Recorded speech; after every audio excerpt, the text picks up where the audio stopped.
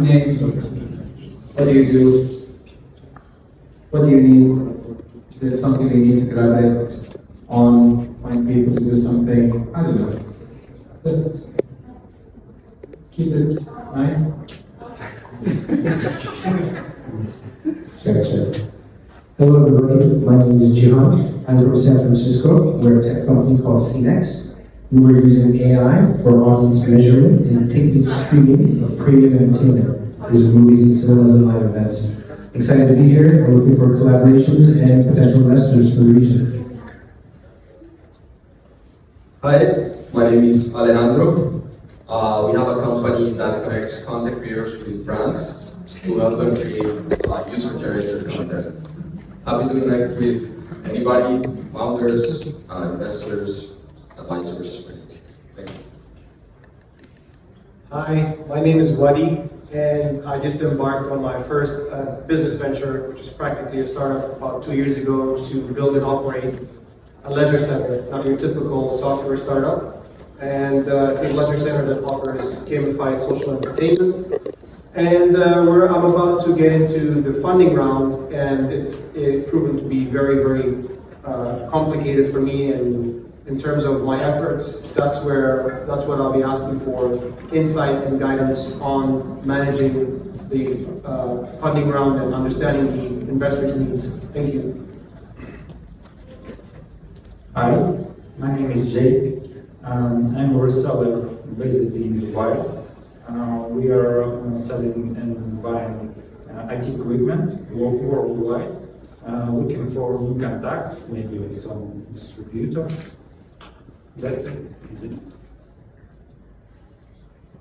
Good evening to everyone. My name is Nick. With my wife Ellen founded startup Shell, which is a social e-commerce platform for shoppers, influencers, and brands, where you can find products, look around about how you can use the product, browse collections of products for, I don't know, waiting, for your home, for traveling, no matter, and of course buy it directly with huge discounts. Thank you. We are trying to find partners, brands, and of course first users, as we started 1.5 months ago. Thank you.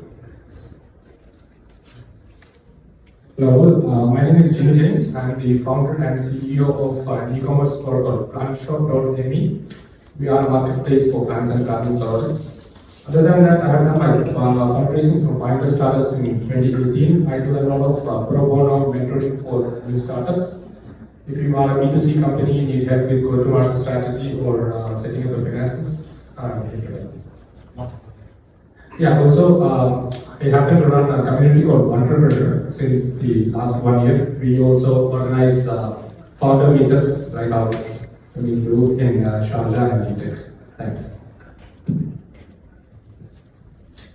Hi there guys, my name is Carl. I feel like they had really good, fun reasons for being here. I'm a recruiter. I'm here just networking with people, not trying to pester you for jobs. I've been in the country for 8 months and I'm here just to meet new people professionally and just get to know everyone. So look forward to speaking to you all soon. Hi everyone, my name is Gemma. I have a growth consultancy where we help B2B scale-ups. I'm new to the region, so just here to meet people and know from you guys. No. Hello everyone, I am Bosco. If it is hard to remember, you can just call me Dos, B-O-S. Yeah. I'm from Kazakhstan. Originally I was born in China. I lived in Shanghai for 5 years, and the last 5 years in Astana, Kazakhstan. And I came here just for watching like what's going on here. Yeah. I'm interested in fintech, Web3, something. Thank you. Hello everybody, my name is Nick. I work at PropTech Solutions and we provide applications for the real estate industry, hospitality industry, hotels, facility management, basically anything and anybody that works in real estate. We provide applications for them. So I'm looking to network with anybody who works in real estate or in prop tech. So basically, thank you. Hello, my name is Jad, and I'm founder of Newcomers, who just launched last week. We're a social planning app. Thank you. We're a social planning app. We help you guys discover events and experiences in Dubai, specifically the UAE. We help you organize it with your friends, family, and then relive all those memories. What I'm looking for here is, I don't really know, he just dragged me in here, Mr. Karim, but I'm really excited to meet you all, and we have an event next week, is our soft launch. If you guys download the app, you can just come as well if you like. Hi everyone, I'm not new, I've been here a couple times, but I just wanted to reintroduce myself. I'm looking for a new role right now. I'm exiting my current role at Monsterweb, where I was a VP of Tech, and I'm looking for a kind of a new day job, non-entrepreneurial side of my life. So if you know anything, we can talk later, tech strategy, commercial development, solution architecture, stuff like that. And then on more of the entrepreneurial side, I'm a fractional strategic advisor for a bunch of offshore companies. So if you guys need any offshore development, whether it be 24/7 support or like staff augmentation or a full team, let me know, because I know sometimes it's hard to sift through all the companies that are offshore. You get a million emails a day, you don't know who to trust. So I have a couple of very good guys that I work with very often, and you can trust them. So let me know. Thanks. Hello everyone, my name is Brittany. I am actually from Los Angeles. I work in housing, nothing to do with tech, but I'm here today because I am Queenie's assistant. That's my cousin, and she wanted me to introduce myself, but I help people find jobs in the city of Los Angeles. So if you want to pick my brain, go ahead. And also, I'm excited to see what you guys have to offer. So. Thank you. Any first timers in the room to introduce themselves? Anybody more? No? Come on. First timers, first timers. Just come on, come on. No, no, I mean who hadn't introduced themselves. Anybody?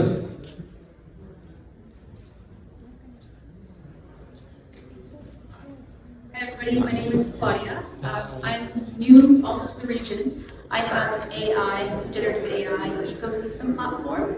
We've launched, we've gone MVP, and we're raising our seed round. So if anybody's working in the AI and the blockchain space, definitely say hello.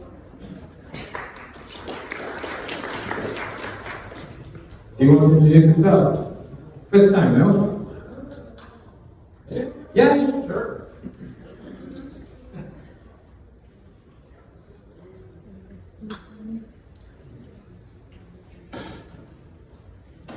Hello everyone, I'm Stefan, I'm the CEO of Mission.dev. I'm coming from Canada, and I'm here for the week, and I'm coming back tomorrow, actually this night.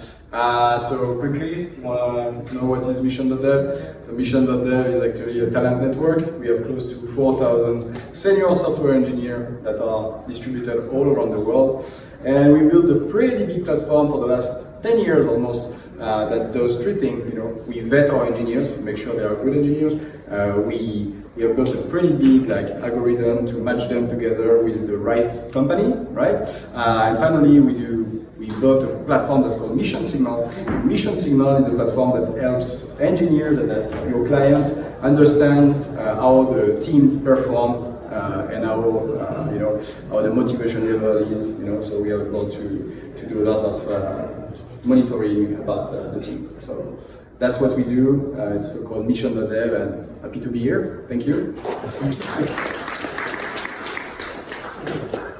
So, you all know me, I think, but I'm gonna actually put this request out before we start in 3 minutes.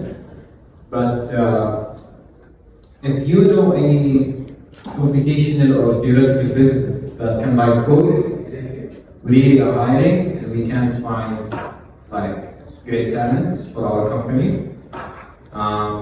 It's very hard to find, as it sounds, of course, yeah. But it's something we are on the lookout for. Especially that we don't hire anybody that is not possible, even if they have the skill. So yeah, biggest country chooses, I guess. So this is us. So this is for our company, Ahoy. So I don't know if you know Ahoy, but if you're here, especially the first time, so Ahoy is my startup, and we are a deep tech company. We do so it's a single layer tech stack for spatial intelligence, basically. So developers can come use it. So your software can understand this real world without using maps and tables, and you don't have to use a facilitator behind the system as a bottleneck to your system. We have been active since 2018, have grown really fast, more than 2,000% year on year, and we're like in 100 countries approximately, our user base, our developer base, and we are just launching our Series A as a unicorn now. So it's a profitable company as well.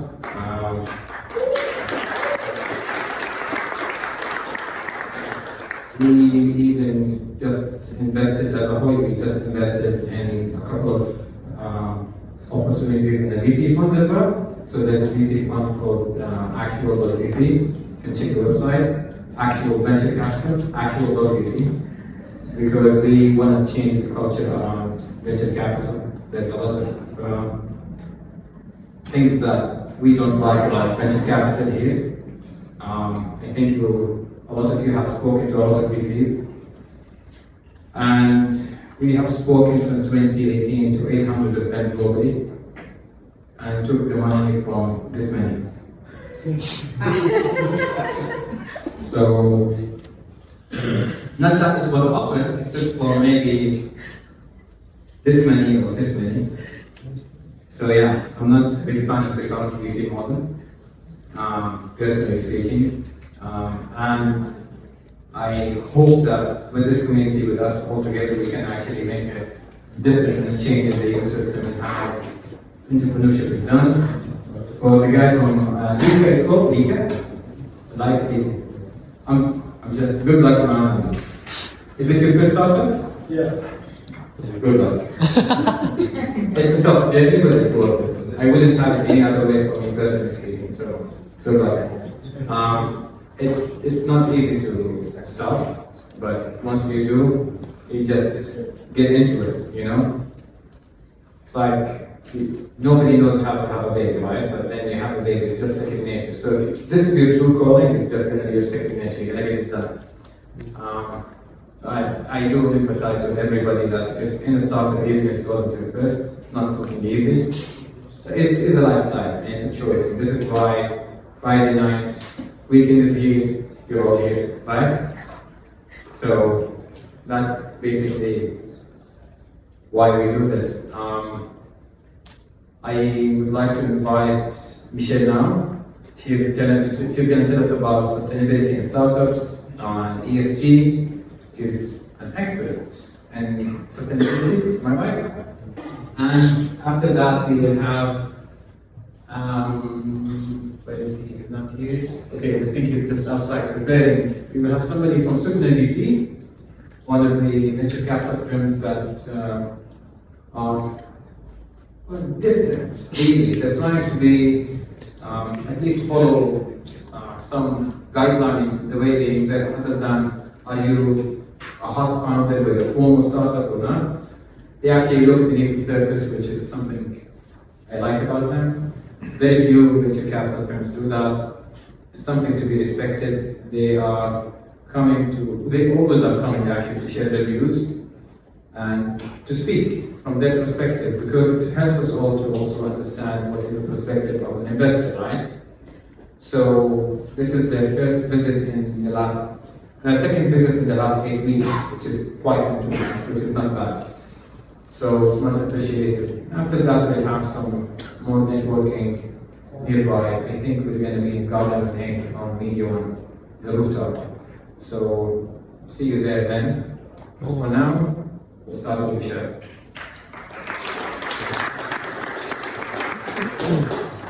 Thank you so much for having me today and for the really kind introduction. I love what you said about how startups is just a lifestyle, and it's a lifestyle that I also really love being a part of. I've been in Dubai for more than 10 years now. I've been a sustainability consultant for the last, the past decade. And I've been working with a lot of medium-sized to large businesses, and they're not as much fun as working with startups and SMEs. And I've noticed that it's been really, really tough for smaller businesses to integrate sustainability practices. And I launched a platform and some methodology for startups to be able to utilize these practices to scale up and stand out to investors and potential clients. So I hope this is useful to you today. So how I usually help, I do it in 3 different ways. Everyone knows about traditional consultancy. It's a 360 A to Z, but what I've developed is do-it-yourself courses to develop sustainability strategies and reports, as well as a done-with-you platform. But today's not about me, I just wanted to give you a quick background. I wanted to start with, what is sustainability? And I always like to do this because it's a shift in mindset. And I know that whenever someone says sustainability, the first visual that everyone has in their brain is something about the environment. It's usually people planting trees, but I'm here to tell you that there's a perspective shift that I'm on a mission to get people to look at. And for me, sustainability really is the non-financial performance of a company. It is the practice. And ESG is really environment, social governance. It is the pathway to that practice. So I really, really like to focus on that perspective shift, because in the very beginning, a lot of people think that this is a nice to have, a lot of people think it's community impact, but really, we're getting a lot of investors who are really looking at startups who are looking at this from the very onset. And I really am very passionate to kind of try to get that into the startup community. So in the current climate, startups in the United States and Europe consider sustainability to be an important factor in business, the majority of them. Tech startups, 41% integrated some sort of sustainability reporting. This is mainly a global report, and about 12% rise in investment and grants for tech startups in some form, but this is a United States sample. I just wanted to kind of give you a little bit of the current climate when it comes to sustainability and tech startups. But I just realized that there are some people here who don't have tech startups, so I hope that's okay with you guys. But in regard to the larger sphere of sustainability significance in business, I just wanted to kind of give you a couple of case studies. In 2019, we saw a 23% increase in consumers who are more interested in working with businesses that have some sort of sustainability claim. 70% of employees are more likely to stay with companies who have a sustainability strategy integrated into their company from the onset. And this last case study is from Emirates MBD in the UAE. They saw a 230% increase in brand value from 2015 when they started reporting to 2020. Another example is that Emirates, and I'm giving you Emirates MBD, just a full disclosure, I used to head sustainability at Emirates MBD. They also, after the first report, their procurement team found they did very, very small things, low-hanging fruit, like changing the light bulbs in the office buildings and such. They saved over 2 million dirhams in cost efficiency from the environment perspective, looking at how to reduce the resources and such. So when you're integrating a sustainability strategy and you're looking at the operations of your existence, you're able to identify what are some of the low-hanging fruits to maximize the efficiency of your business. So why is it important for startups to integrate in the beginning? A lot of companies come to me and they said, listen, we're in survival mode. It's really, we're juggling so many things. Why focus? We can't really focus this on now. The thing is once you are you think you're ready, there's going to be a massive adjustment in your strategy. It's really important to integrate sustainability into your business strategy from the onset. It allows you to streamline your process and your product. As well, you can also maximize on the innovation when you're thinking about different perspectives, when you're looking at how to develop your company as you go on. So 5 of the major benefits to future-proofing your startup through sustainability. I mentioned increased operational efficiency, more attractive to investors, and I'll talk more about this in detail. Investor firms are now favoring people who are looking at the non-financial performance, that they're able to identify and report and disclose some of the processes of your company. I mentioned about promoting innovation and attracting employees, as well as expanding an audience that would increase your brand loyalty. Sorry, I keep thinking you're raising your hand. Okay, so an example of this, I love following Marina Aronoff, who's from the Microsoft for Startups, and she also mentions that if you're looking to raise funds, a lot of investors prefer to deal with startups that have sustainability objectives, that are thinking about this, they have a commitment to it, because they know that they're able to have a more resilient future, and they know that they're mitigating some ESG risks. So in terms of investor focus, there's a lot of research out there, but this is, I use Morningstar's Sustainalytics. Portfolios with low ESG risk typically display better raw and risk-adjusted returns. And nearly 70% of asset owners, they say that ESG has grown more relevant in the investment process. I also recently saw that from the CFO network, they had mentioned that 80% of CFOs and investment officers also look and consider ESG when they're looking at investing at other companies.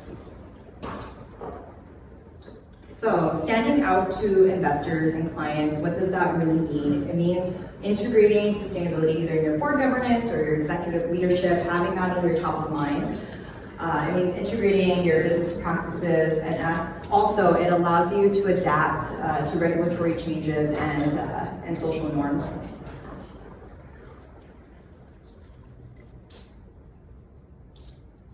So if any of you are a startup is looking to have B2B clients, or even expanding your app to having users or clients or customers in the EU, by 2029 or 2030, you're going to have to report under EU regulations. And it's not just for big companies. They've just announced that, I mean, this is already a requirement for companies who are publicly listed. But by 2030, what that also includes are any companies that have 10 employees, 900,000 euros in turnover, 450,000 euros in total assets. So that's a lot of companies, including startups and small businesses, that would be required to report, even if you're not based in the European Union. I hope I wasn't too boring.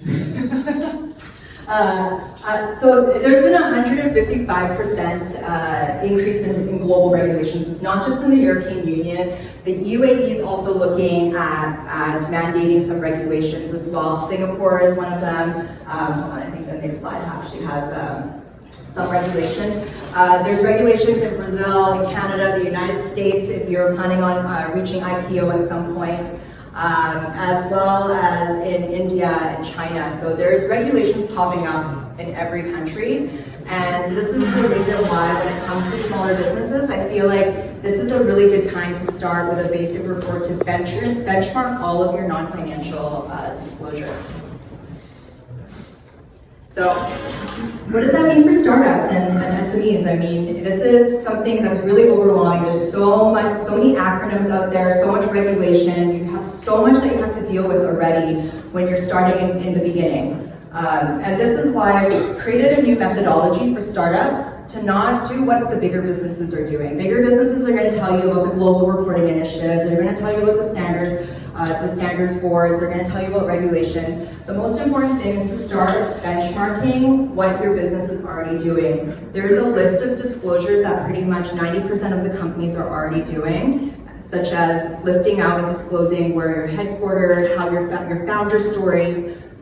Then, as your company is growing, you can then move on to having a peer review, identifying who your peers and competitors, what type of sustainability disclosures they're doing, and what are their goals.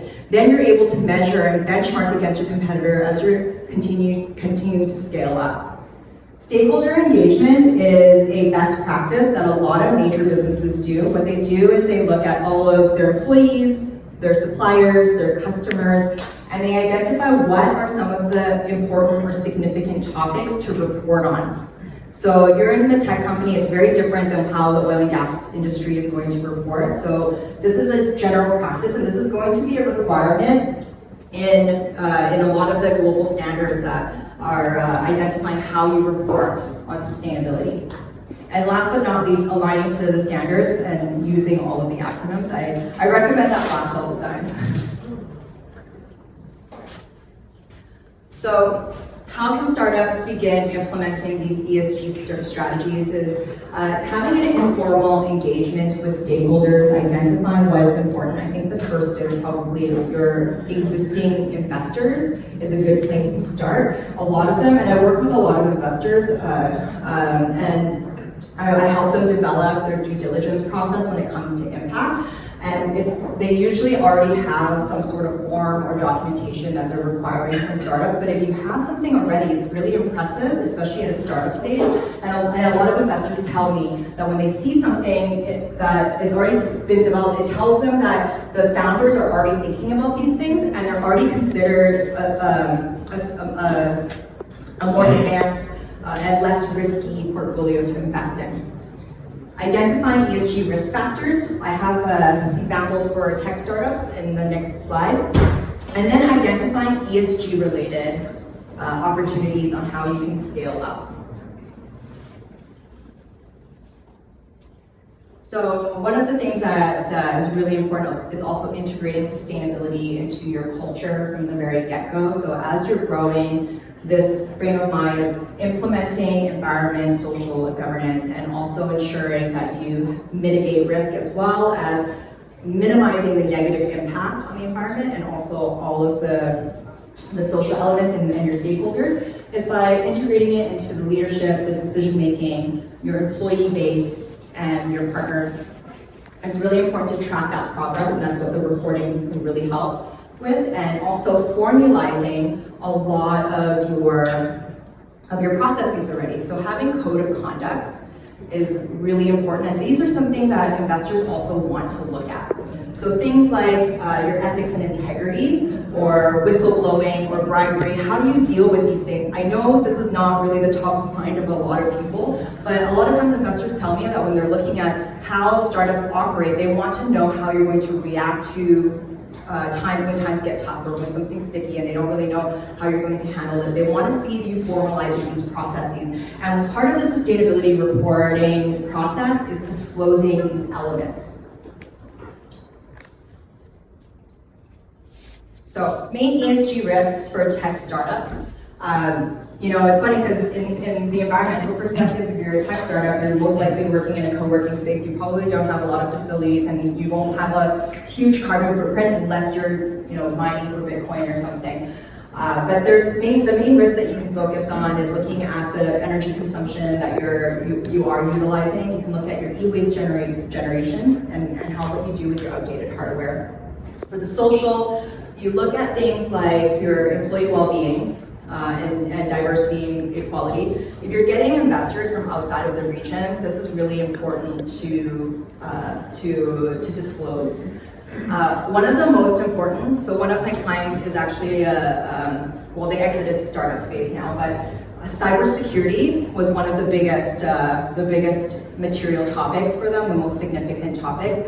Investors want to know what you're going to do with data privacy and customers, and it's really important to be able to disclose all of your data in terms of that. For governance, compliance, ethical issues, and transparency. Especially in this region, if you're looking for investors outside of the GCC, they're going to want to know what your methods are in terms of receiving investment funds. Especially if there are a lot of investors in the back of mind, and I work with a lot of investment bankers and angel investors. One of the things that they won't really speak about a lot is making sure that you're not receiving funds from sanctioned states and so forth. So having those compliance measures and your code of conduct on how you receive your investments disclosed also addresses these issues and these concerns from other investors. So this one's a huge topic. It's really interesting in the sustainability space, and it's not spoken about a lot, but it is spoken about in two separate things. One of the things that It's ethical AI and key questions for tech startups, looking at data privacy, looking at bias elimination, transparency, the regulation. A lot of the regulation's not even out yet. Looking at impact assessment, responsible AI development, user consent, accountability.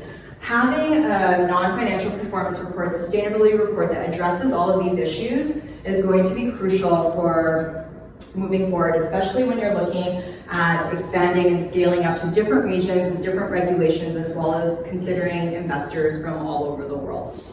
So I threw a lot of information out there for you. I wanted to give a lot of time for any questions that you may have. So if there's any other questions, please feel free to connect.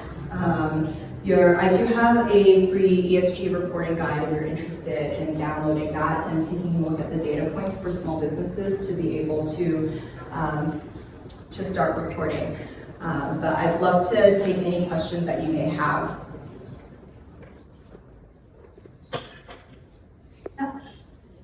Really good presentation, by the way. Thank you. First thing, what are some actionable things that a startup has to should be doing?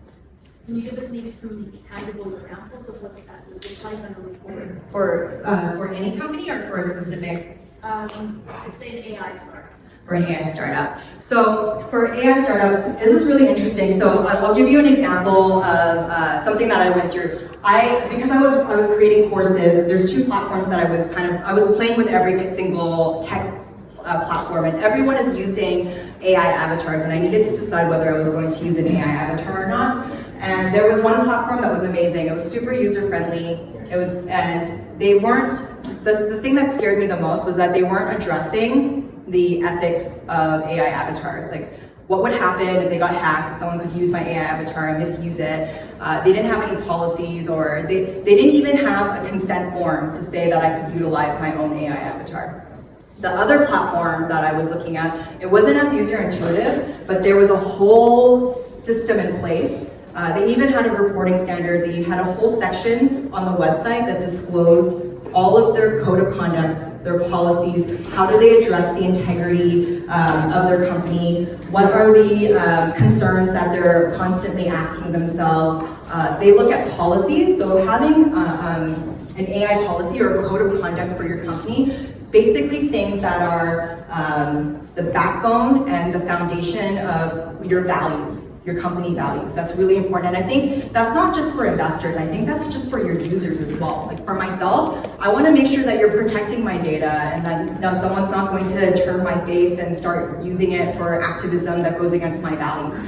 And I think that's the thing that's really scary for a lot of people who are not in the tech field. They don't really know what's going to happen in the future. And if you already address that and you start disclosing some of the metrics and the things that you're focusing on as a tech startup, it's only going to strengthen, and you're only going to be part of that dialogue. You'll be more of a thought leader than someone who kind of sits in the background. So what I'm seeing now is that even if you're super user intuitive and it's seamless, you still have to address the concerns of your client or your consumer or your investors.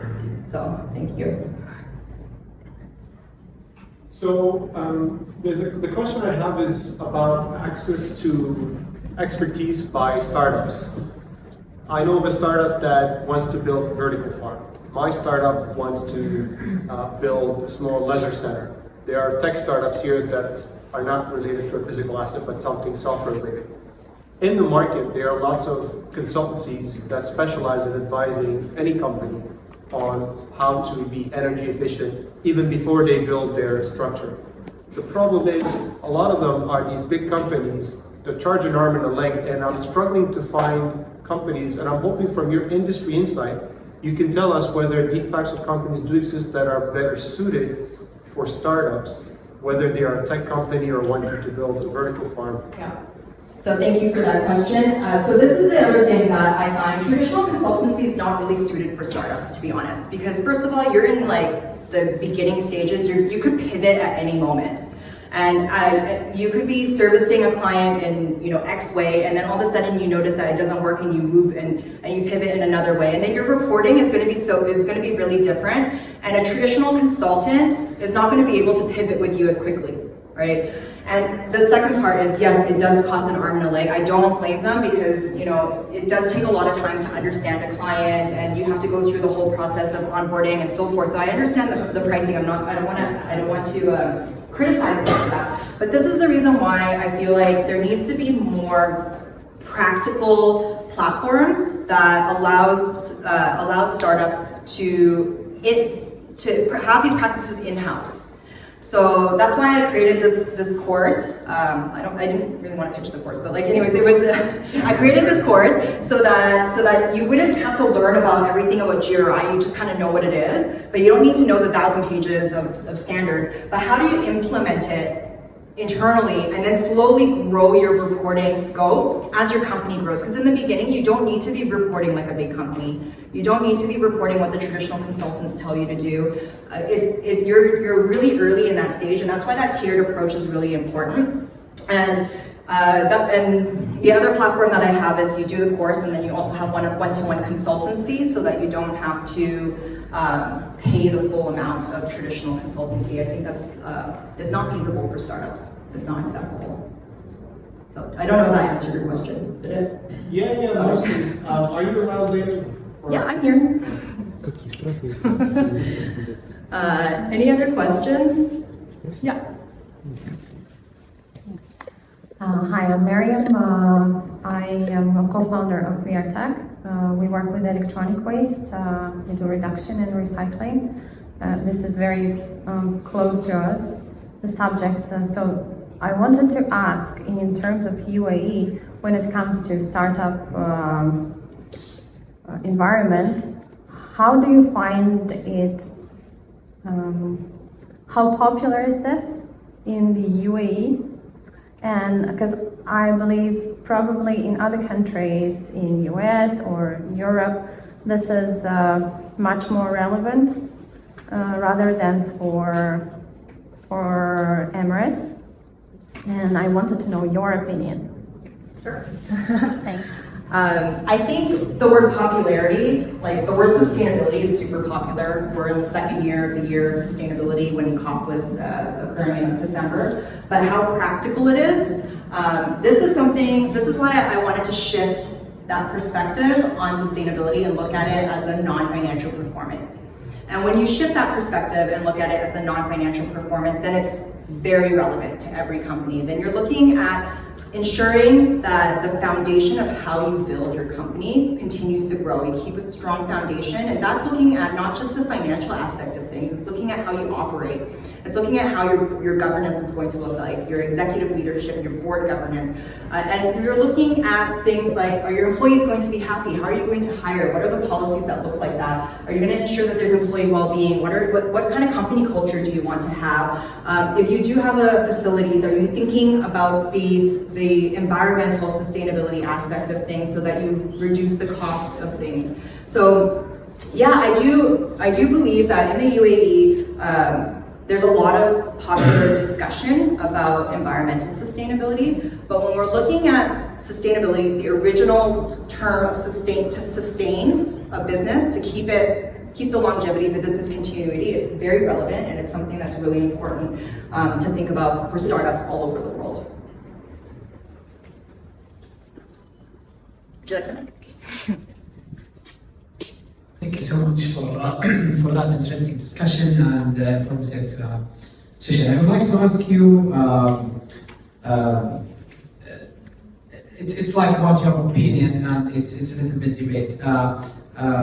We ourselves as a company support many values to invest on, public equity companies like, equal leadership, sustainability, life of the waters, of the ocean, whatever. But here is the interesting fact that we identify from our study internally. 98% of the company listed on the S&P 500, before they get listed, by 5 years, they have, let's say, most of the values that we right now talking about support. Those values are not exist at that time. it seems like for me it's limiting the agility of the startups if we are going to push them to be, let's say, more ESG familiar, as we have, from the historical data that we had, most of the company that, considered to be the largest in the world, they did not do something similar while they are small before they get listed to the stock market. So my question is, do you think that's really true from the historical data, or do you think the world is already changed? Yeah, okay. I'm really happy you asked that question. Warren Buffett recently came out publicly saying that it would be crazy for all of his companies to report on ESG. And I honestly, I know this sounds crazy, but I agree with him, especially in the way that traditional consultants and traditional sustainability consultants are pushing ESG on companies in the way that you've been seeing. And then it kind of forces them to start greenwashing. It's the pressure. And I get that greenwashing is the practice of saying that you're doing something and you're not really actually doing it. This is why I wanted to create a tiered approach. There are some company disclosures when it comes to non-financial reporting that every company discloses, and just start with that. And the reason why you do that is that you're able to be aware of how your company is growing, how it's operating. That way, when you're able to talk to investors, or when you decide to go on the pathway to IPO, you can then start to expand your scope of work. I'll give you an example. I work with a startup who was invested by, most of their investments came from a green investor. So it was a lot of pressure for them to start their sustainability reporting. I actually started working with them when they had only 9 employees, they now have like 25. And they wanted me to do everything for them. They wanted the biggest impact framework that was possible, and I kept telling them, you can't do this. The reason why is when you end up having a really big framework with a lot of disclosures, a lot of measurements, they even wanted to have their supply chain to be 50% of the supply chain, they wanted to be women-owned. It was that detailed. They weren't able to do it because they were in startup phase and they were a small company. All they had to do was start with smaller disclosures so that they were aware of it. They had to have the aspirations to grow into that and focus on growth. And this is the reason why I feel like a lot of times when we're talking about sustainability, we're putting too much pressure on startups. I don't really expect a startup to conduct a global reporting initiative standard. That standard has 1,000 pages alone on how to report. How does somebody who's starting with 2 founders begin with that? In my opinion, I think that's not feasible. But I do believe that startups need to start thinking about their non-financial performance. They do need to start reporting on things. I just don't think that they need to be reporting on the capacity that everyone expects a medium-sized or a larger company to be reporting on. That's my opinion, at least. So I hope that answers your question. Anybody else? How are we for time? We're good for time? Yes. Okay, awesome. Is there any other questions? I have 2 questions. First of all, it's what kind of fees there is right now? Maybe they charge something if you don't do this. Fines. Yeah, sorry, fines. And second, fines? Yes, fines. Okay. For in terms of the non-compliance? If you will not do this compliance, yeah. And also there is a non-profit tech that support you if you have this ESG standard and set your organizations, like TechSoup Global Network, for example. And this TechSoup Global Network, they will give you credits for Google advertising every month, like 10K USD, something like this. For your company, if you compliant for this. Yeah. Can you describe, do they have fines? Fines, and do we have something from big guys like Google or Microsoft who made to give us something for this? I'm against this, but... Okay, so I'm not sure about the Google question, so I won't be able to answer that for you. But for the legal fines, they haven't, in terms of the European Union, I can speak on behalf of that, they haven't started the fines for SMEs yet. But I do know that for the EU, the fines can start at $50,000 per time that they're not disclosing. So every disclosure period that they're not disclosing, it starts at 50,000 euros. But that's for the bigger companies, and I would expect that they're going to have something different for SMEs, for the smaller companies that are below 500 employees. So I don't want to give you the wrong information, but that's the that's a bigger company in Heinz. Yeah. Any other questions? Okay. Well, I want to say thank you so much for your attention and for having me, and Queenie for having me here today and organizing this. And I'm really looking forward to the next talk. So I'm going to pass the mic over to you.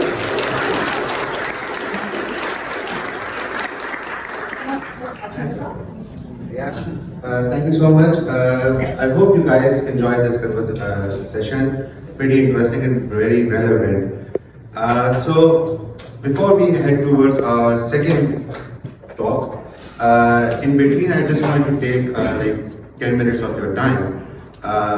As Jamil used to talk about, who among you is the newcomers from here? If you can raise your hand. Awesome. Without, like, he used to bring in people over here and have a conversation, but if you would like, anybody who has, they can just stand up and introduce yourself. They did it. Before they did it? Alright, okay. I'm a bit late, sorry for that. But to give it a round of applause to all of you in the community as well for bringing these people together.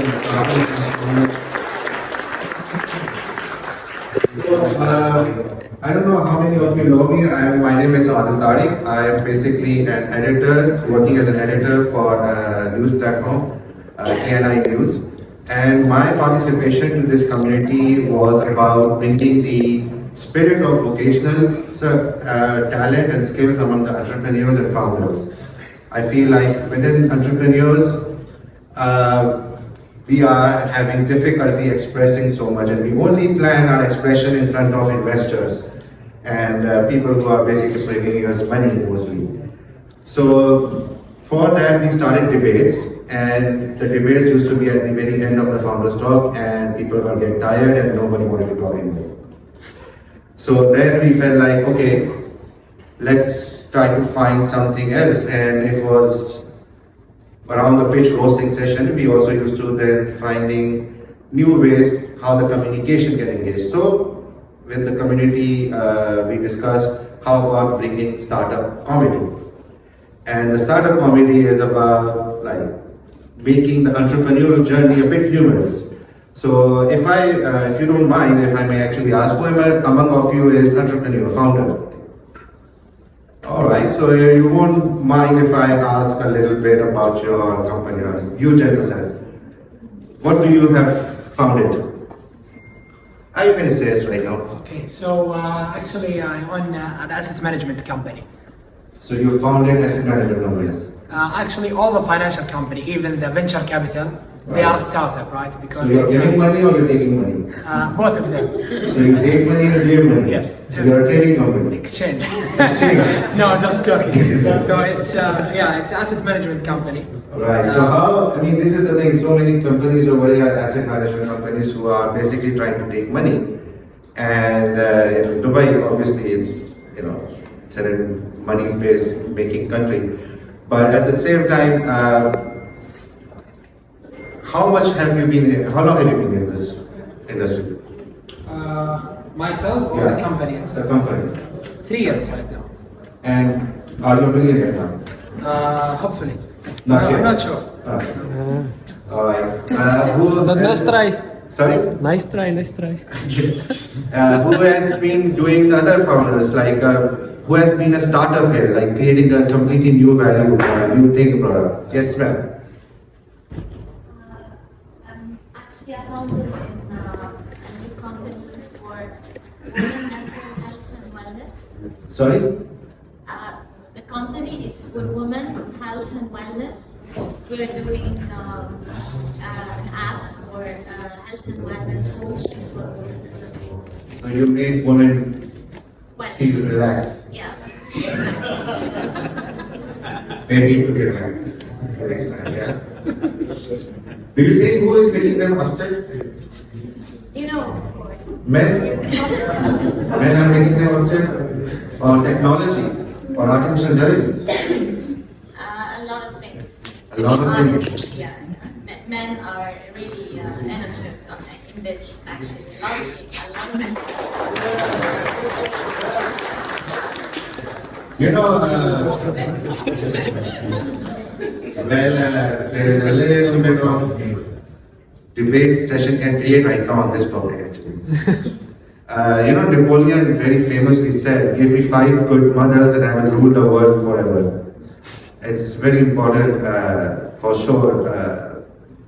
Wellness is the most important for women to start having the most voluntary spare sure. It's interesting. My background is in journalism. I've been a journalist for the last 15 years. Worked as a journalist in Pakistan starting, then moved to Europe, did journalism during the immigration crisis, WikiLeaks. And during my time as a journalist, I felt like journalists are becoming more and more funny and comedy, and comedians are becoming more and more journalists. And if you see people like Jon Stewart, Trevor Noah, Dave Chappelle, these people are really putting the stories out there, making a point which resonates with the people. And it's interesting that how oratory is changing the people. Within journalism, talk shows, news anchors are becoming a joke. We are all from different countries here. How many of you think in your own country, news landscapes, top news anchors are a joke? Raise your hand. Okay, nice shows are having, okay, interesting. And how many of you think there's a landscape for stand-up comedy in your country? Or is the industry coming up? You, which country you're from? Sorry? UK. Of course. Yes, UK, of course. The stand-up comedy scene is pretty, but the UK jokes are a bit dry, don't you think? The older people maybe, but there's a lot of new upcoming people. Is it because they drink tea? Yeah, tea's good. Tea relaxes you, it's good for the wellness aspect. But, okay, interesting. Tea has ruled the world and then French come and coffee is taking over it, right? Yeah. But US has been a very interesting place. And how many of you have seen the Silicon Valley? Right, Silicon Valley series and Big Bang Theory. Right, who is the best character in Big Sheldon? Who likes the Sheldon? Right, and this is a thing. We as an entrepreneur, we needed to be like that kind of a personality, don't you think? To be that irritating, and that's where I feel we can make something around it. But apart from that, this community is trying to really bring the aspect of speaking, expression. I know you all are entrepreneurs, founders, innovators.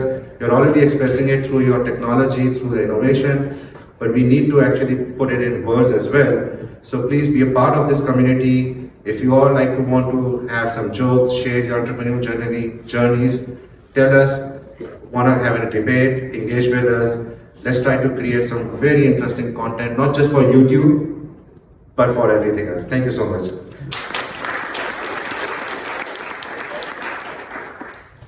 Thank you, Adil, for bringing some comedy to the room. And now we have a new speaker. Before that, I would love to get to know you more a little bit. 2469 is a community that empowers and supports innovators, entrepreneurs. So we'd love to know, are you an entrepreneur? Are you working for a startup? Are you an investor? So raise your hand, who is an investor here?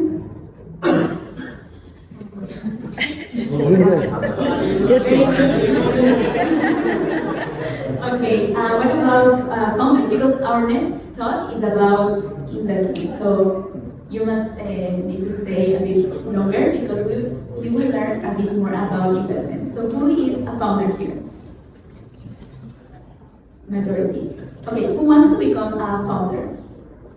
Who is here to learn? You can learn, yeah. Yes. Nice. Yeah, so if you come and you surround yourself with people that you admire, it's very important because it's how you become similar to them. What about what is the rest doing? Because I see some people didn't raise their hands.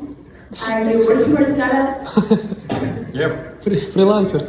What are the reasons? What is the reasons that you are coming to a Friday night to a startup event? What else can bring you here? Loneliness. Don't be shy. Just say. Yes. As Adele said, just Hope for a Eureka moment. express yourself. Money. Hoping together find the Eureka moment. Okay. A little bit. Okay. Who else wants to share? Being a founder, you don't have friends.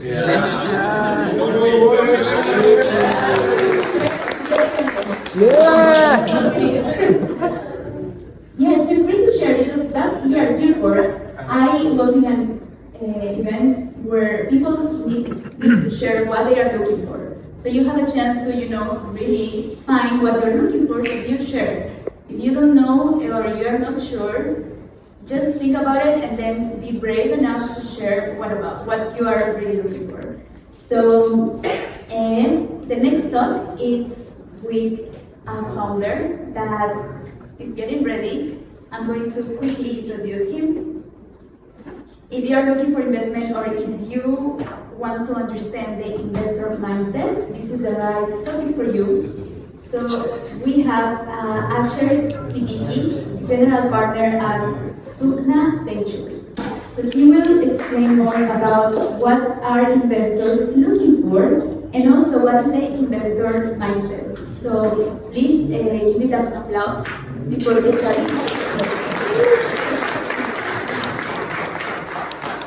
Who is here looking for investment? Okay. This guy, I love this guy. He investor and he looking for investors. Perfect. It's never enough. It's never enough. Yeah. Always.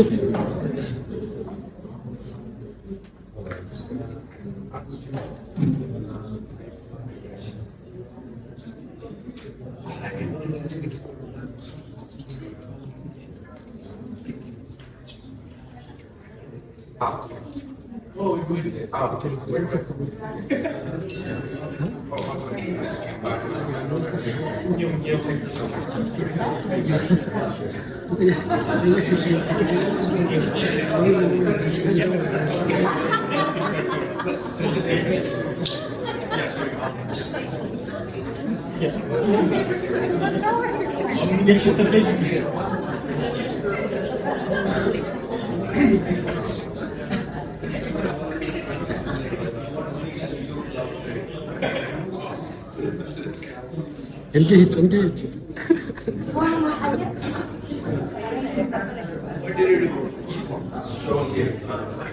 Oh, actually, do I have to connect to the network or?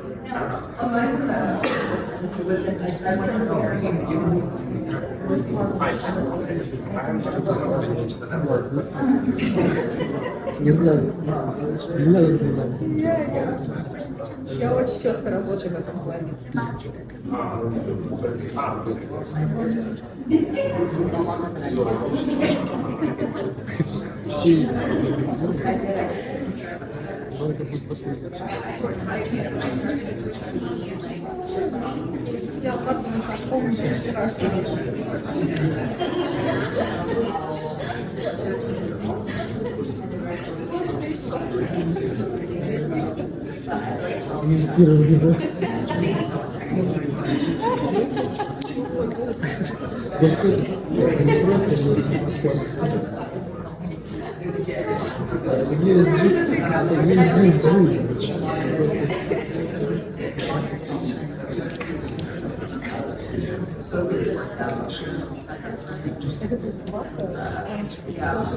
Sorry for the wait, guys.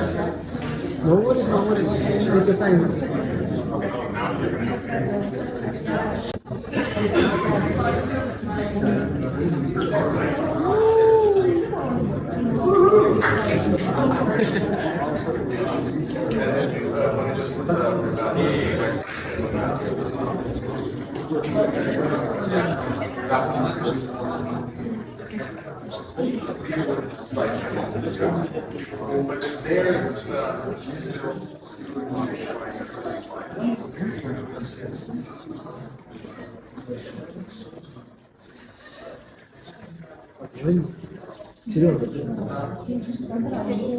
Oh no, that's the wrong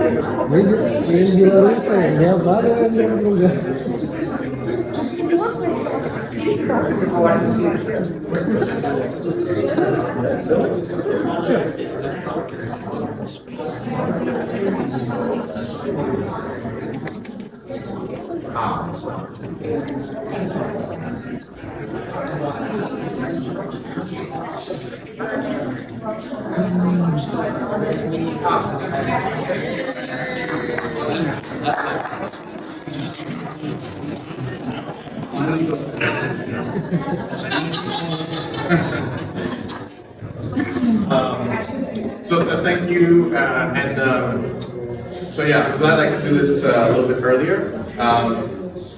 So yeah, my name is Asher. I'm a partner at Sukna Ventures, and today I'm going to talk to you about the investor mindset. Is there like a clicker? Oh, okay, that's fine. So then, guidelines. This is an interactive session. So it's meant for me to, this is not meant for me to sort of lecture you. I will do a little bit of lecture, so give me a little bit of time to sort of get my, get the wind under my sails. But then, if you do have questions, raise your hand and stop me, and then I'll sort of get going. But first, my favorite topic. Next. Me. So, no, I was just joking. I'm not going to bore yourself with me, but if you want to know about me, you can go online. But I think the purpose of this is yes, I'm old and I've done a lot of shit. So I feel like I know a little bit about what I'm talking about. I don't know everything. I'm not the brightest bulb, but I've been here long enough to know something. And that's kind of like the purpose. I will tell you a little bit about Sukna Ventures. Very briefly, this is our current fund portfolio. So we're a $50 million fund focused on the MENA region. We invest at seed stage. That's kind of like our sweet spot. 85% of our companies were at seed stage, or a few actually even at pre-seed. So that's kind of like where we are so far. These 17 companies, you can sort of take a look, you can stalk them online and see what we do. We're B2B sort of software, B2B enterprise, software-focused startup. So if you are a consumer-focused company, then don't bother talking to us as much as you're awesome, and but it'll sort of probably be a waste of time. But if you are a B2B-focused company, go ahead, question at the back. Can you go quickly slide back? Sorry? Can you go one slide back, please? Okay, sure. Slide back. Yeah. What did you want to know?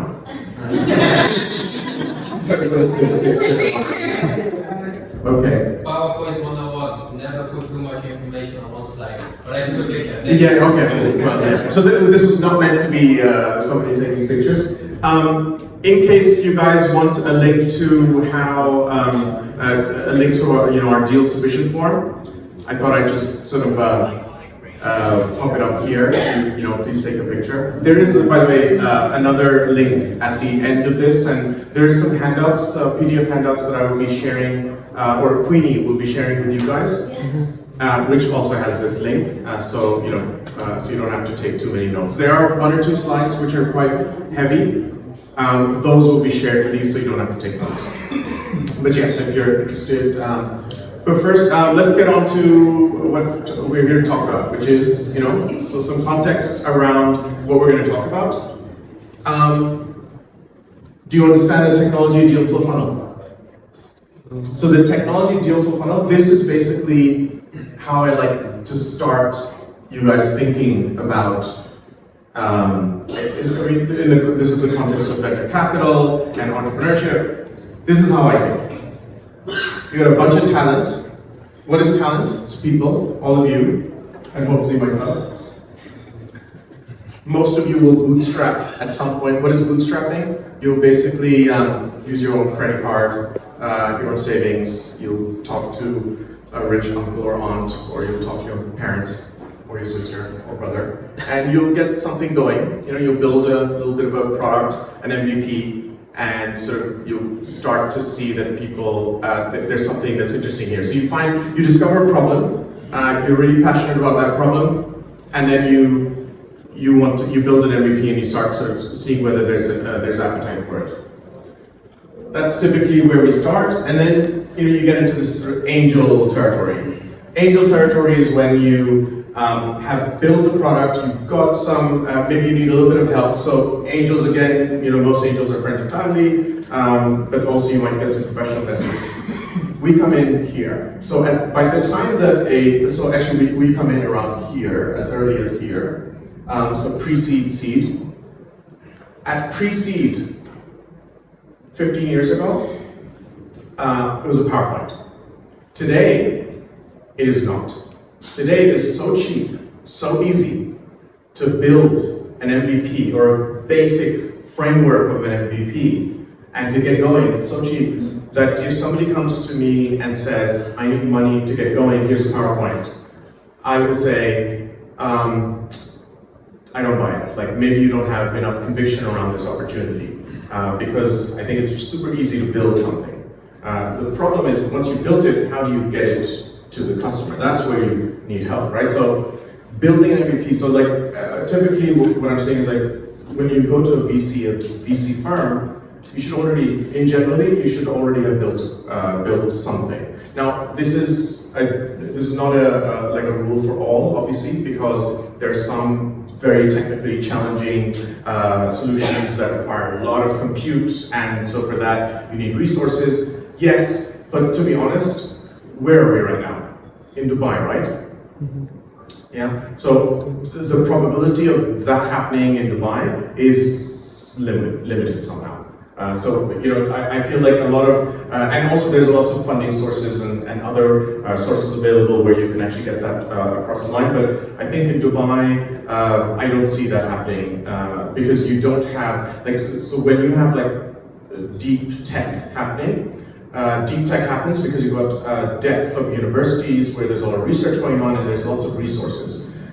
Because you don't have that here, it's not something that I really focus on. So just for me to say, I'm not sort of expecting a lot of deep tech. Yeah, please go ahead. What's the bracket you have in mind for cheap? For? Cheap. Cheap. $10,000? Okay. $20,000? Less than $50,000. Yeah. So, and it's not like, okay, let's just say $50,000. It's not like you need $50,000 today. What you need is $2,000, $3,000 to get going. Then you need a couple of $1,000 a little bit later. And then you need, you pay this over time to build it, right? It's not like you need a lump sum to go. And so 50K over a year or two, just to sort of figure that out is doable even within 6 months, right? So, but yes, like 50K I think is kind of like a good number.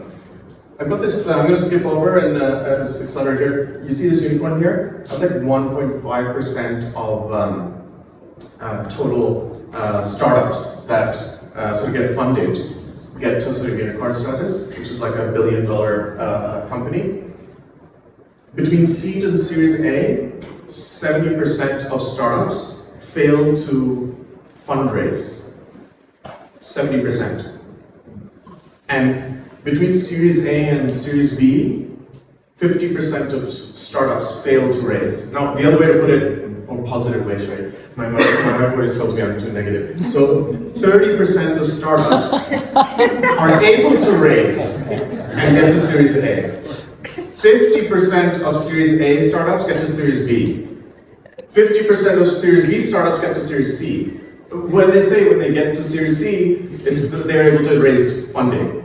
And what is the purpose of fundraising? Funding, it's to live another day, right? To fight another day. And we have no idea whether this is, going to be an awesome company or not.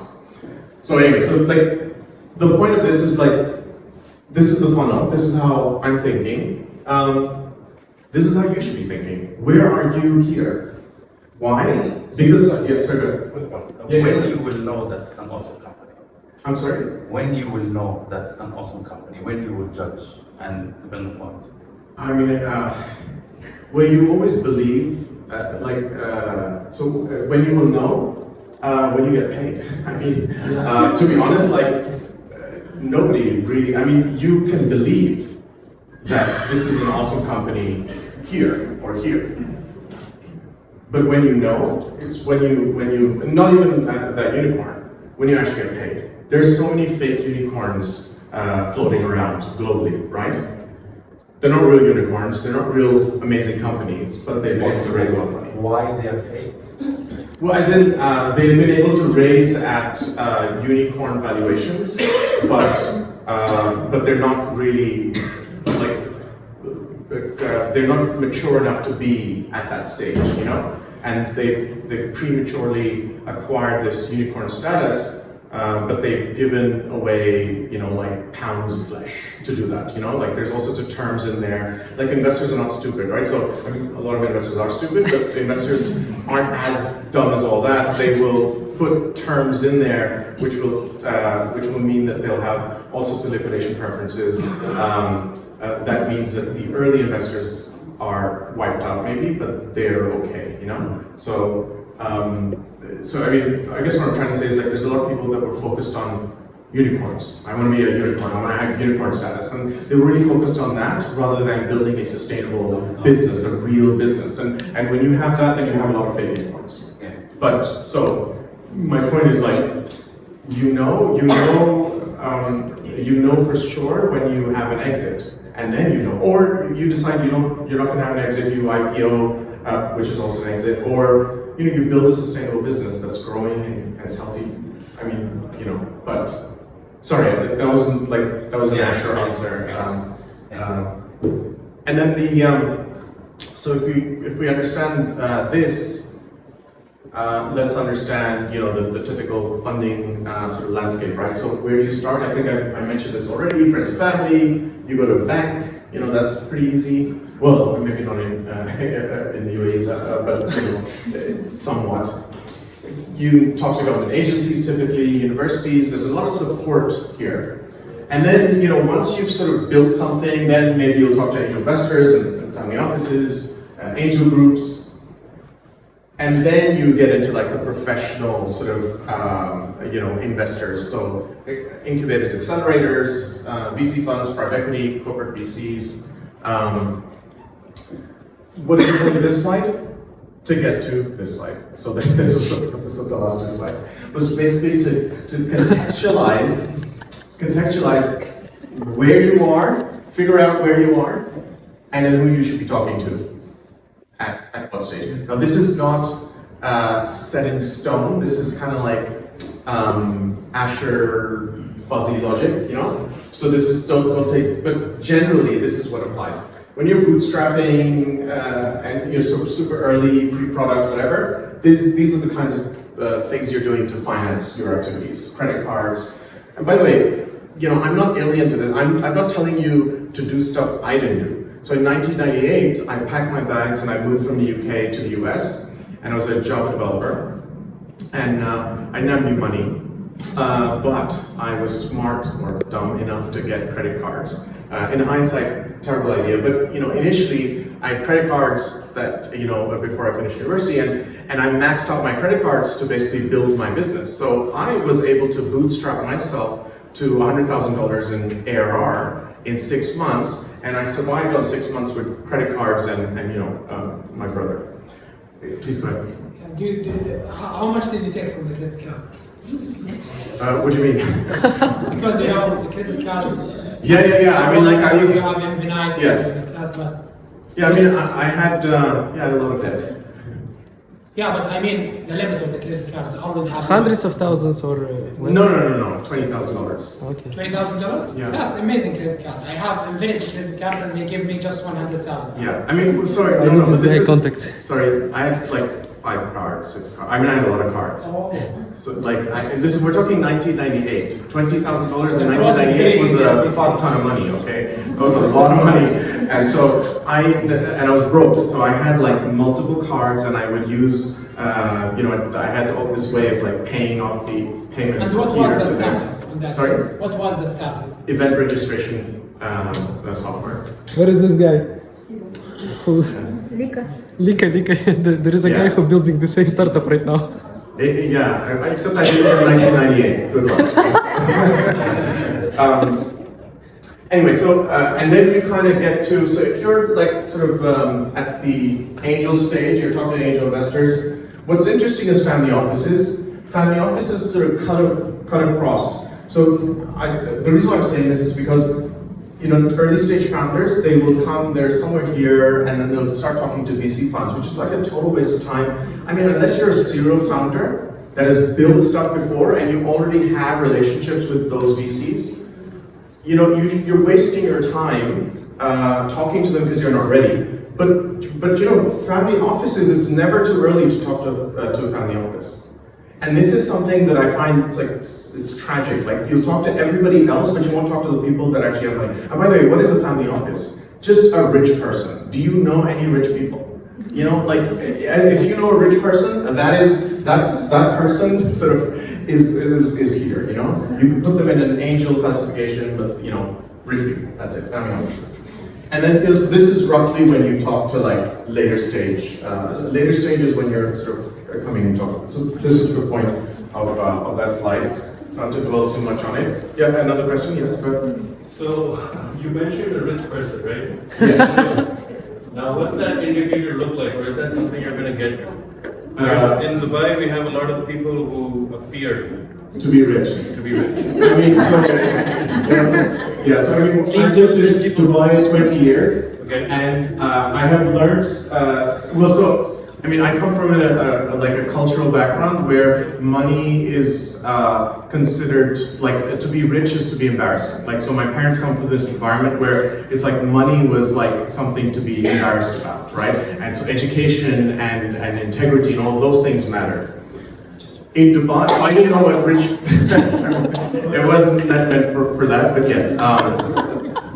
When I came to Dubai, obviously I don't know any rich people, and I didn't know what rich people look like, but I assumed rich people, looked like the way they did in Dubai. What I've learned in 20 years is that somebody who's wearing a watch and has awesome logos on their clothes and drives a fast car isn't necessarily, and credit card isn't necessarily a rich person, because I know so many people, and some of these people are like friends of mine or whatever, who have no furniture at home and are living hand to mouth, but they drive a Ferrari that they have leased. So what I've learned is yes, there's a lot of fakers here, but I can't help you with that, man. Like, if you don't know what a rich person looks like. A question? Yeah. Where do you expect pre-series A? Do you call it a seed round or? A pre-series A round is, what is a pre-series A round? A pre-series A round is a C-stage startup that didn't raise enough money or wasn't able to execute well enough with the resources that it had, or wasn't able to raise enough money to get to what is required for a Series A company. And so what a pre-series A round, in my mind, is a bridge round. So, which, by the way, I do all the time. I think it's great, but that's considered a bridge round, right? So it's just, you need a little bit of extra runway to get to the metrics that you need. Okay, so I'm gonna swiftly move on. What are the key takeaways? These takeaways are in the handout, so you don't have to. These are the takeaways. Just understand this, the stage of your startup, the type of investor that you should be thinking about. The most suitable type of funding. There's a lot of non-dilutive funding that's available, so you should consider that. The other thing is consider whether you even need to raise capital at all. The reason why I say this is because we see in media venture capital as an asset class that's blown up, and it's everyone should be an entrepreneur, everyone should be like, raising money from VCs and whatever. But can I tell you a secret? All my investors make money by building businesses, non-tech businesses, by the way. They're what you call entrepreneurs or founders that bootstrapped their way to building a business. So the richest people on the planet are people who are able to bootstrap their business, because those people, I'm not talking about the billionaires and whatever that we're talking about. I'm talking about if you look at the millions of millionaires all over the world, these people are cash rich, that are actually investing in venture capital and private equity. These people are cash rich, they have a lot of cash. Why? Because they've actually bootstrapped their own businesses. They've built organically their own businesses. They own it 100% themselves, or with some friends and family, and they are the masters of their own destiny. So just think, why are you going to build a business? And if you are going to build a business, do you need to raise money? Because dilutive capital is not a great thing, You're diluting your equity ownership and therefore your economic exposure to the business that you're building. And my view is that if I can bootstrap a business and I can own it, I would rather do that. And the only reason why I would raise money is because I cannot do it without it, right? But what I notice with founders is that they don't ask that question. They just decide, I want to build a business, I'm going to raise money. No, I want to build a business, what business you want to build, whatever. Do I need money? How can I get from here to here? Do I need money now? Do I need money later?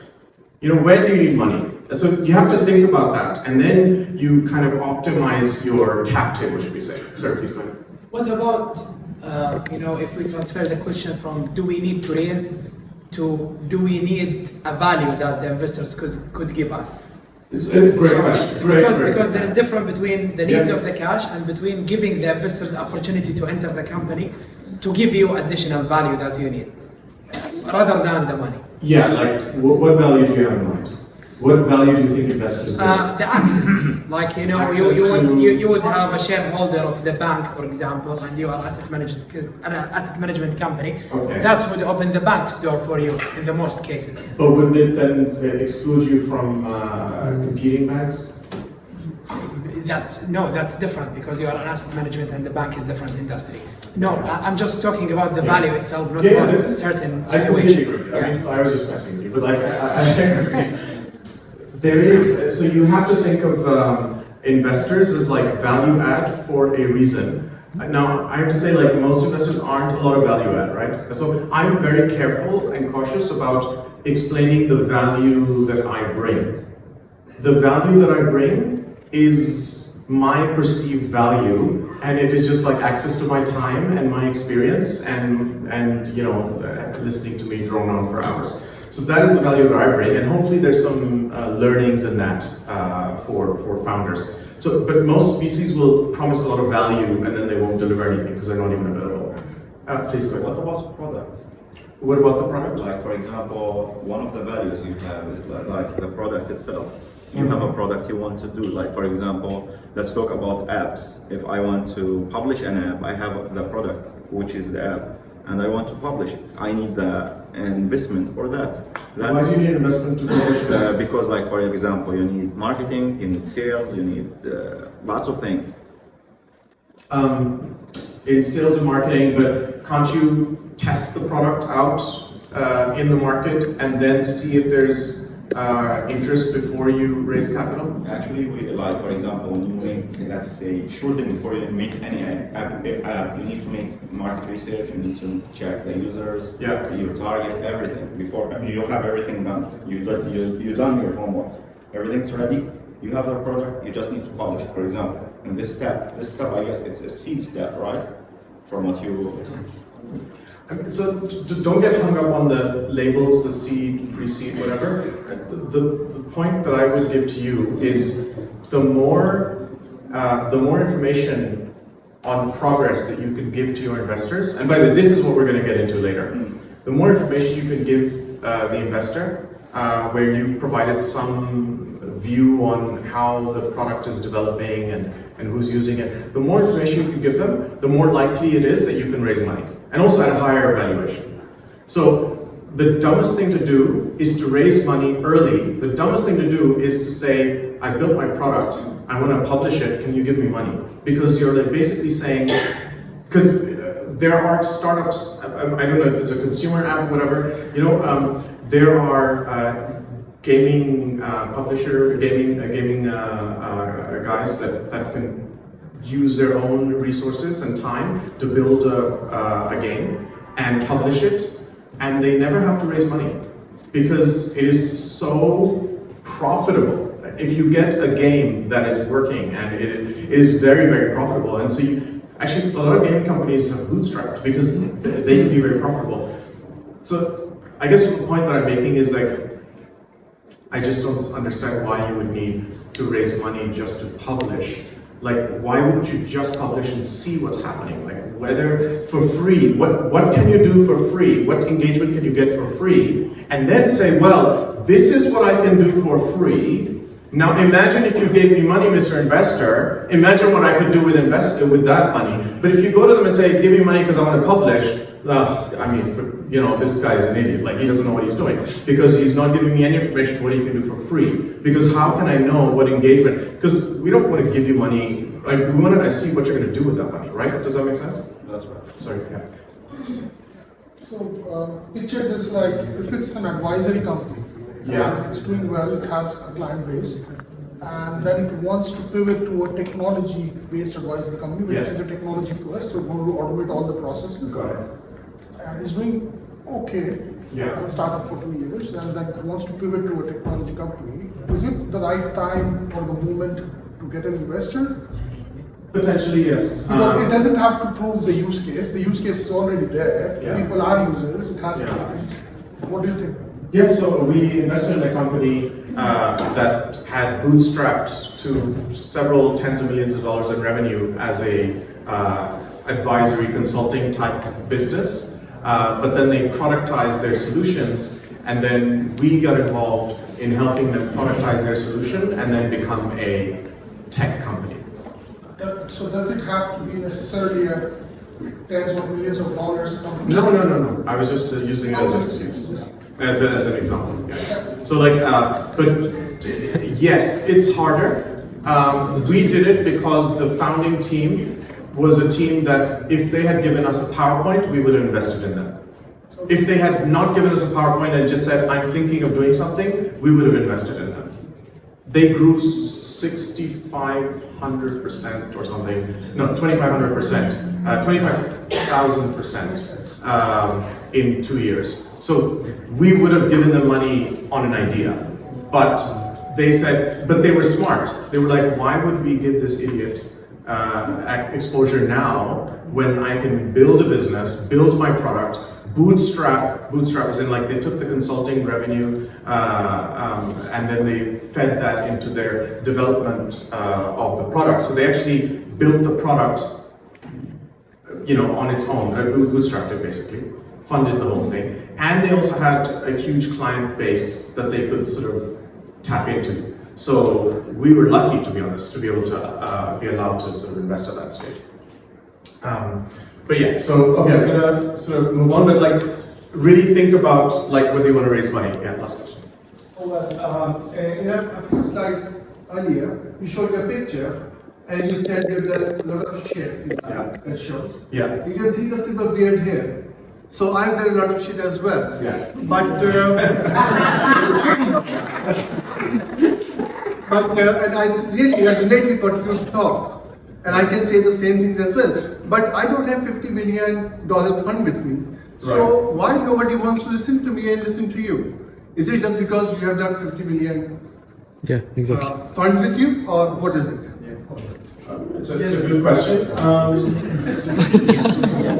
It's a great question. Insulting. Why do you having to listen to me? Yeah, so the reason why you have to listen to me. Why not me? So why you have to listen to me is because I have a $50 million check. That's what I thought.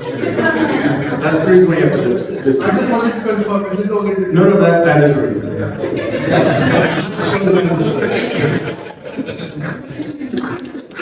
Awesome. Thank you. So, should we get into like what we're supposed to be talking about here? Yeah. So, what are investors looking for? Assholes like me. Yeah. So, on a more serious note, so yes, we are greedy capitalists, but what are we looking for? So, investors are trying to find people who look like this. In case if some of you know who these people are, erase that from your memory. You know, just visualize, imagine for a minute that you do not know who these people are, and just look at them. I mean, look at them. Just take a look at them. Okay? Do these people inspire confidence in you? Yes. Would you give them? Okay, now. You're cheating because you're assuming, because you know who they are. Assume you don't know who you are and just look at their face. Now just do this visual sort of trick, like assume you don't know who they are and just look at them. Just stare at their faces. Stare at the way that they're dressed. Now imagine they've come to you, you're an angel, and they want you to give them $50,000 of your hard-earned money. Would you give? How much confidence do they inspire in you that you would give them $50,000 or $100,000 of your money? Your money, not other people's money like me. I'm spending other people's money. Your money. Depends on what they offer. Yes. It depends on what they offer. Only this one. Not on what they look. Why you are so prejudiced about the look? Yeah? It's not about the look. It's about what you talk about. You'll be surprised. Yeah, I like it. You like the look enough to give them money? So you would write a check today to these people? Building some startup that is not that sexy. I mean, you know, what they build later is pretty sexy and it's massive. But at this point, they weren't building a sexy, they were building something that didn't feel like it was like a painkiller. Please. I'll give up the $50,000. Wow, you're a braver person than I am. So in terms of what investors look for, this may or may not answer the question, but in my efforts as I'm heading towards my own funding round, what I've heard from others in the industry is that investors pay attention to how you spend your money and the chemistry that exists between the founders. Someone actually told me it's good that I'm not going in on my own, there's someone else, and that we get along, so that if they're smiling and you're sitting with them and you feel that there's good chemistry, that's a good sign. If they're not trying to spend money on their branding and their image, then the investor might take that as a sign that they are not spendthrifts, and that might be a good sign to give them the 50K, or at least open the door. You mean humble? No, you're saying the right things, which is like, that is why investors, but the thing is, think about this, there's a dissonance. You're saying all the right things, and that is really the process that investors follow to get to know people. But the thing is, when you meet somebody, let's just say you and I meet at a cocktail party, and I look like a douche or an asshole, yeah? How much time do you want just now? Like I just come to you and say, hi, my name is Asher, and then like very douchey way. How much time do you want to invest in building this relationship? Depends. Right? That is the point that I'm making. First impressions count. So my point is, as smart and as amazing as these people were, and they did all the articulation, the problem is, like, how do they get access to professional investors that are going to fund them if they're going to be judged by, which is what most people do, is they judge a book by its cover, right? So first impressions matter, right? And so what I'm saying is that when these people, the first impressions that investors had of these people was this. And the point, and I will get to the point that I'm making. So let me just run through the next 5 slides and then you can interrupt me with questions. But great questions, and I love the engagement. So this is one example. Another example is this. I know you guys recognize who these people are, but just look at their faces, okay? I mean, look at this guy. Like, I know everybody knows who this guy is, but like, just look at him, okay? This is what they look like when they raise money.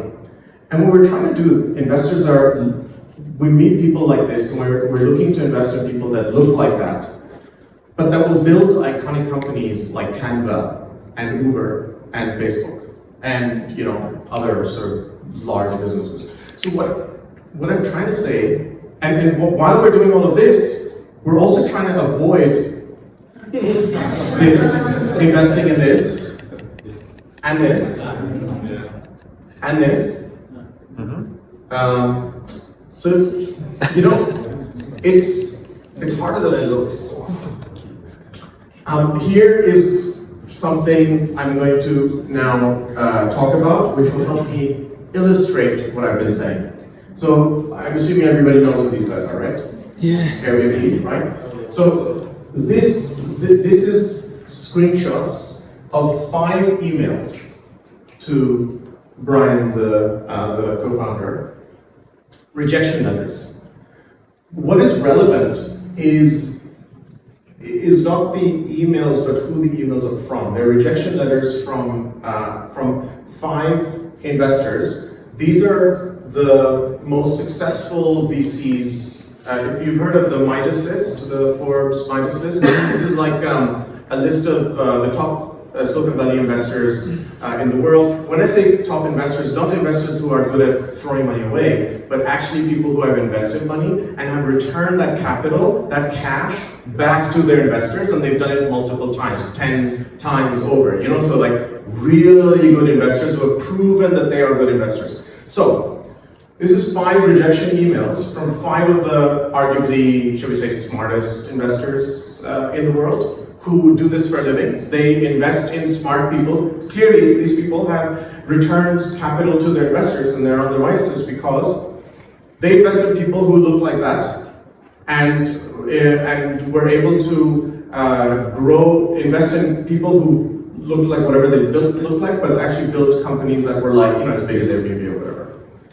But my point is, like, just because they have done it sometimes doesn't mean they do it at other times. So if an investor says no to you, doesn't mean he's an idiot. It just means that he didn't get it, or she didn't get it, okay? Which is okay, because for every person who doesn't understand your concept or doesn't get excited about your business, there are other people who are, right? Because Airbnb clearly was able to raise money, right, from other investors, who then made a lot of money, right? So the point I'm making is that it's not easy. Even smart investors, I mean, you're talking about a dumb investor, but even smart investors don't get it. And do you know why, by the way? It's kind of obvious, I mean, if you think about it. So, do you know how they started, right? Airbnb, do you know what the original concept was? Yeah. It was, the couch surfing, right? Like, okay, so, by the way, and what's interesting is that I should have gotten it because I was still young at the time and I was couch surfing on actually other people's. But when I was couch surfing on as a poor founder on other people's couches, I was thinking, these people are fucking idiots. Sorry, I was going to use a bad word. They're idiots because I could be a serial killer. And I am renting a couch off somebody. So now imagine those investors, they were in their like 40s, 50s. And if I was worried about that in my 20s, 40, 50-year-old guys like, what kind of idiot's going to share a couch with a serial killer? Or could be a serial killer, and so this concept doesn't work, right? And so they just couldn't visualize. I mean, it's just, what I'm saying is it's not easy. Why? What do VCs invest in, or what are investors investing in? Venture capital, what is venture capital, please? Yeah, so to recall this, from your point of view, Yeah. should you invest more in people or products or whatever they're offering, or it should be combined between both? So from your point of view. So, a great question, and I'm going to get to it later, but the answer is, well, it depends on the stage that you're investing at. So because I'm a pre-seed, seed stage investor, Okay, what do you think I'm investing in as a pre-seed stage investor? Let's show of hands. As a pre-seed stage investor, am I investing in A, the people, or B, the product? A. Yeah, that's about right. So that's generally what I'm investing in, people. And so even here, these people, these investors knew these guys. They were like, but you know what? Often I have conversations with founders where I turn them down and I say, you're awesome. I wish you would do something more productive with your life that I could invest in. It doesn't mean that you're not a great founder. It means you're actually a great founder, but I just feel that you're wasting your time in a market opportunity that is not exciting to me. But at the same time, my opinion is just my opinion. Maybe you're happy with whatever you're focusing on, right? But the point is, like, you kind of need to be convinced on the market opportunity as well, right? But it is hard, and investors do this all the time because we miss out. We have this thing called our anti-portfolio. That is what this is, the anti-portfolio. Anti-portfolio is basically the companies that you saw and you turned down, or you passed on, and you rejected, and they became successful. Yes? You're about to say going to what the VCs look for. Can you please tell us about that? Yeah, we're gonna. That's the purpose of this project. Just give me, and then we'll sort of. The point that I was making was majority of investments fail. Right? It's hard. I think I talked to you earlier about the numbers. Majority of investments fail. Now, this is not for you to have more sympathy for me. That is not why I'm here. Yeah, because I basically raised 50 million of other people's money, which I'm spending. So that sounds like a pretty good gig to me. But the whole idea is to help you understand what the investor situation is like, so that you can then understand how you can navigate that, right? So if you understand what your investor's situation is and how they think, then maybe you can navigate that better and hopefully do better fundraising. So what are investors looking for? So we have a bunch of frameworks. There's like a ton of frameworks out there. I have simplified the frameworks into this. What myself, I'm looking for is, I'm looking to invest in back people, a team, a stellar team that is building, that has identified a massive market opportunity and a massive pain point. And so they're building a stellar product in like a big market or a growing market. So, awesome team, amazing product, big market opportunity, either today or growing. But I'm not investing in 1, 2, or 3 to answer some of your earlier questions. This is what I'm looking for. So you need to be here. So you can be an amazing team, wasting your time in a tiny market that's not growing, or that I believe is not growing. Or you could be building a product that has no moat, right? Or you could be building an amazing product, but maybe the team's not all there. You've outsourced your development to India, or whatever, right? So the point is, like, but this is what investors invest in. Investors need to be convinced of all of this, and when you get the trifecta, and by the way, this is just 3, right? There's actually the 6 T's. So there's all sorts of concepts, and the point is there's all sorts of things that we need to think about. But conceptually, this is the way that I want you to think. When you are thinking about yourself, you have to think, as I said, you're entrepreneurs, right? As entrepreneurs, you have to think about the opportunity cost of doing what you're doing today and what you want to do in the future. And this is an investment that you're making. So one of the biggest mistakes that I feel that entrepreneurs make is that they dive right in, and people say, no, just jump right in. Yes, jump right in, but you don't jump right in blindly. You don't jump right into a fucking lava spewing. What you do is you think about the opportunity cost, and then you dive right in. I mean, this entrepreneurial journey is very, very, very high risk. As I've demonstrated to you, it is very extremely high risk, right? And by the way, for me, it's less risky than it is for you. Because what do? I invest in like 20, 30, 40, 50 companies, right? And then some of them will succeed. You're investing in how many companies? Wow. The one that you're going after. So there's an opportunity cost. There's so many things that you could be doing with your life. So if you're going to focus on the next opportunity, you need to think, okay, what do I want to dedicate the next 5, 10 rest of my life to? Is this something that is going to be compelling? And by the way, it doesn't have to be monetary, right? I sure as hell don't live my life with a monetary lens, which is why I'm doing what I'm doing. Because VCs, this is like a pretty tough job.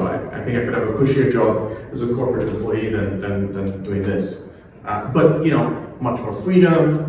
I have the time, I'm able to force 50 people to listen to me gassing for hours. This is awesome, There's a lot of things that you do. But the point is opportunity costs, right? So what is the opportunity that you're going after? And then use this investor lens for your own startup. And I guarantee you, if you look at it, you will find holes that you need to fill.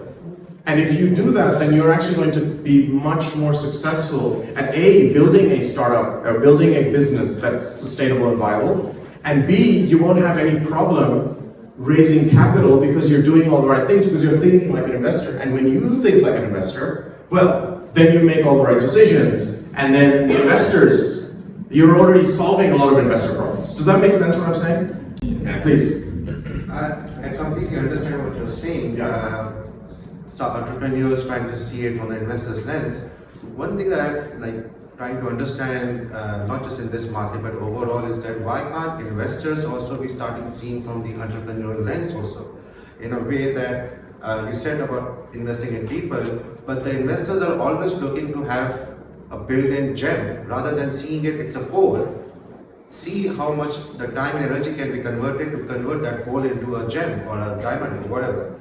But they always are looking for that, give me a proof of concept and market accessibility. You talked about this amazing thing, but this is again, that red dot is a small diamond, gold already built up. How can an investor can see a coal rather than always see it as a rock? So this doesn't have to be a product, but just to react to what you said. So in 1998, when you didn't have all the things that you have today, I bootstrapped. I didn't have any money from anyone, literally no one, except for Wells Fargo and Mutual and blah blah blah. And I had to pay it all back at very high interest costs, American Express. And my credit rating, by the way, is still decent. So I somehow managed to survive. I bootstrapped using credit cards, and I built my business up to $100,000 in ARR. And then, by the way, 20 years later, those customers that I signed up are still there, using this feature now, not a whole product, but a feature today, what I would say. I mean, it's not difficult. So I struggle with the words that you're saying, because the words that you're saying is, investors don't see, I cannot speak for other investors. I can only speak for me as an investor. I have been an entrepreneur. I'm still, by the way, an entrepreneur. I'm building my own business, right? My VC firm with my partners is a business. We bootstrap this business. We're entrepreneurs. We don't have a lot of resources, right? I mean, today maybe we do, but we didn't when we started, right? But in 1998, I had fuck all, right? I knew nobody anywhere. And I was able to, so I really struggle to this entrepreneur, when entrepreneurs say to me, this, what you just said, which is yeah, they want this and that. No, actually, that's not what it is. And let me explain to you, if you let me go further, you'll understand what I'm trying to say. But if you are not running your life, if you are not thinking about your entrepreneurial journey like an investor, you're doing yourself a disservice, because you're basically not thinking about the opportunity cost.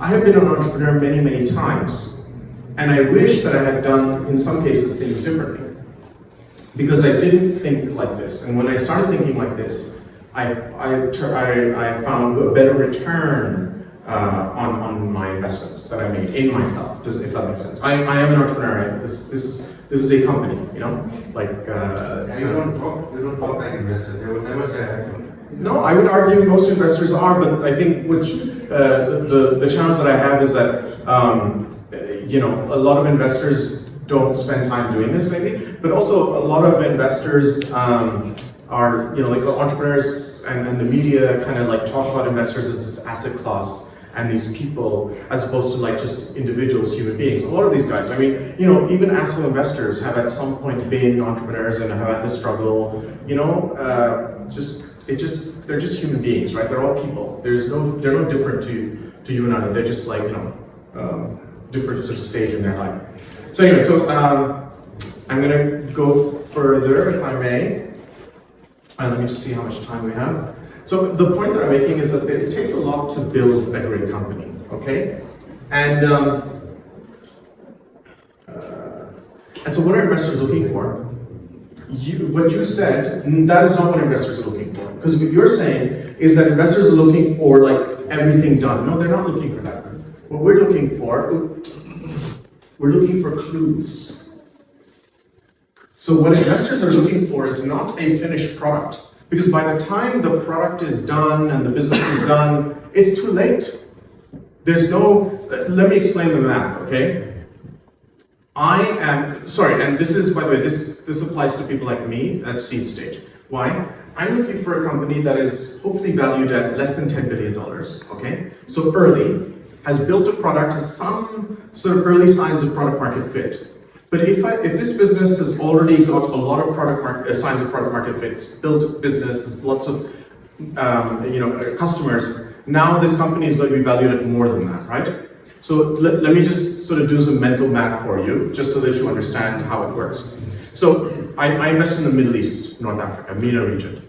So don't think about the US, don't think about Europe, think about Middle East. Middle East as a market has lower TAMs. You know what TAMs are? Total addressable market. So this is a smaller market. Not that you cannot create value in these markets, yes you can, but the exit is capped, right? It's not as high as it would be in the US. Why? Because you have 350 million people in one country with the same laws most of the time, you know, across all the states. And it's like the rules, it's easy to operate, easy to navigate. Here you have 350 million people, yes, but you've got them all chopped up and divided up into tiny little markets, right? I mean, the UAE is what, 10 million people? Saudi Arabia is 30 million people. These are the two markets that matter. And of course, Egypt, from a talent perspective, right now it's going through a lot, but there are sort of opportunities there. These are the three large markets from an entrepreneurial point of view, and then there's a bunch of other markets that are kind of interesting as well. So we look at all of these markets, right? But Saudi's like sort of the biggest economy. But even there, you're talking about 30 million people, right? So these are not like massive companies. So to me, what would success look like? And by the way, this doesn't apply just to me in the Middle East. If you talk to VC in Texas, it'll be the same actually. So even in the US, outside California and New York, if you go to any other state, and Texas is like big, you know, or Florida, Miami, success for them looks different to what success looks like for California. So in California, it's like, you know, unicorns. Why? Because they're building global businesses. And by the way, how are they building these global businesses? By attracting global talent from Europe and other places to California, and then they build global businesses, right? But in other markets, our TAM, the point I'm making is the TAM is smaller, so the market size. So what does that mean? The value of these businesses is also somewhat lower. So we're not looking at $10 billion companies, are we? We're not looking at even $1 billion company is also amazing already. So as a seed investor, the way I think, and this is, I'm not saying this is my portfolio strategy, I'm just saying like this is the mental math in my head, okay? In Asher's head, okay? Just Asher, nobody else. $5, $8, $9, $10 million valuation. If this business builds an amazing product, gets access to amazing customers, and is able to generate tens of millions of dollars of annually recurring revenue, let's just say $10 million of annual recurring revenue, this business could be worth $50 to $100 million. If this business could become like an amazing business, that is what I'm sort of aiming for, like the business in the center of that dot, the red dot, and this could be worth maybe $500 million. Does that sound like a bad thing? For me, it sounds awesome, because I invested at a $10 million assumed valuation, and now it's worth 500 million. So I've made a lot of multiples on my investment, right? So now I'm able to return this capital. But if that business is further along, then I'm investing at like $25-30 million valuation. I'm just making these numbers up random, right? Now what is my multiple? Can you do the math? Like, that's a significantly lower multiple, right? And don't forget, how many majority, seed stage startups, 70% fail, right? Or 30% succeed. So what that means is that if I invest in 100 companies, 70% go to zero. So now I have to do, what do I have to do? I have to invest $100, and I have to keep doing that 100 times, and then I lose 70, right? And then I have to invest in companies that, first, what do they have to do? They have to return the losses. First, I have to get the losses back. Then I have to get the returns, and I have to provide all the money that I got from my investors back. And then once I provide all the money that the investors gave me back, then I can take 20% of the profits of all the money that I make afterwards. In a market, in a structure, in a business, where 70% of my companies are going to fail and go to zero. And maybe a few of them will do okay, a few multiples, right? Do you understand? I wasn't prepared for doing the math here, but I thought it would be helpful for you to understand. It's not easy. So for a VC to say no to you is because the math is hard. Like, if you do the math, it's really, really hard. And so the higher the valuation, the harder it is, because if I invest in a $30 million company, then I need this company to be $1 billion company. How many unicorns have we had in the Middle East? I've been here 20 years. 2. That's it, right? Actually, yeah, just Korean. The rest of them, I have no idea if they're real unicorns or not. But just Korean, right? Just one exit. In 20 years, that was above $1 billion. So the point that I'm making is, like, think about it. Like, it is hard. So, like, valuation. So now, what is the point of what that little rabbit hole that I went into?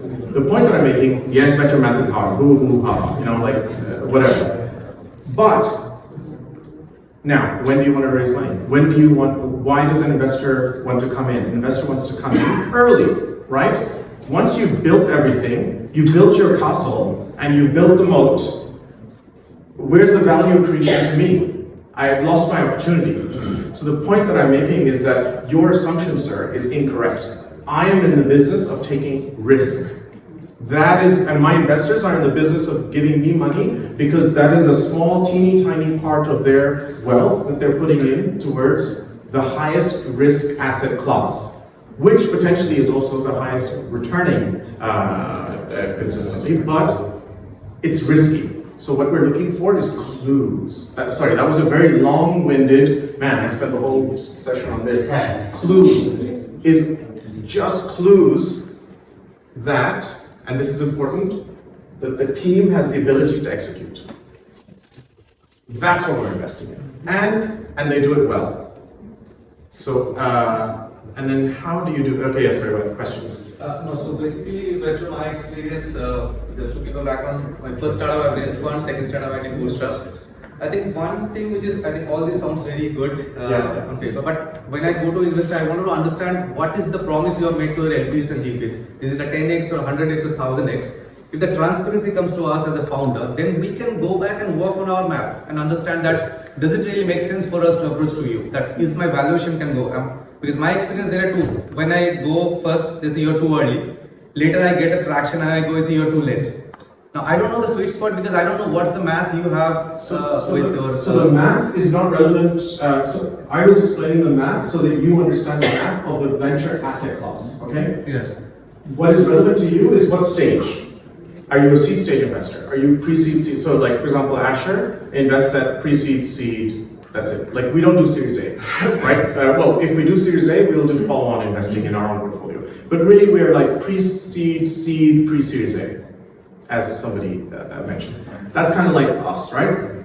And there's plenty of investors like us in the Middle East. Are you looking for 10 mil to 100 mil kind of growth? Are you looking 10 to 50 mil growth? What is the kind of expectation you have? All investors, no, I think this is the point that I'm making, about which I was making earlier, about type of investor.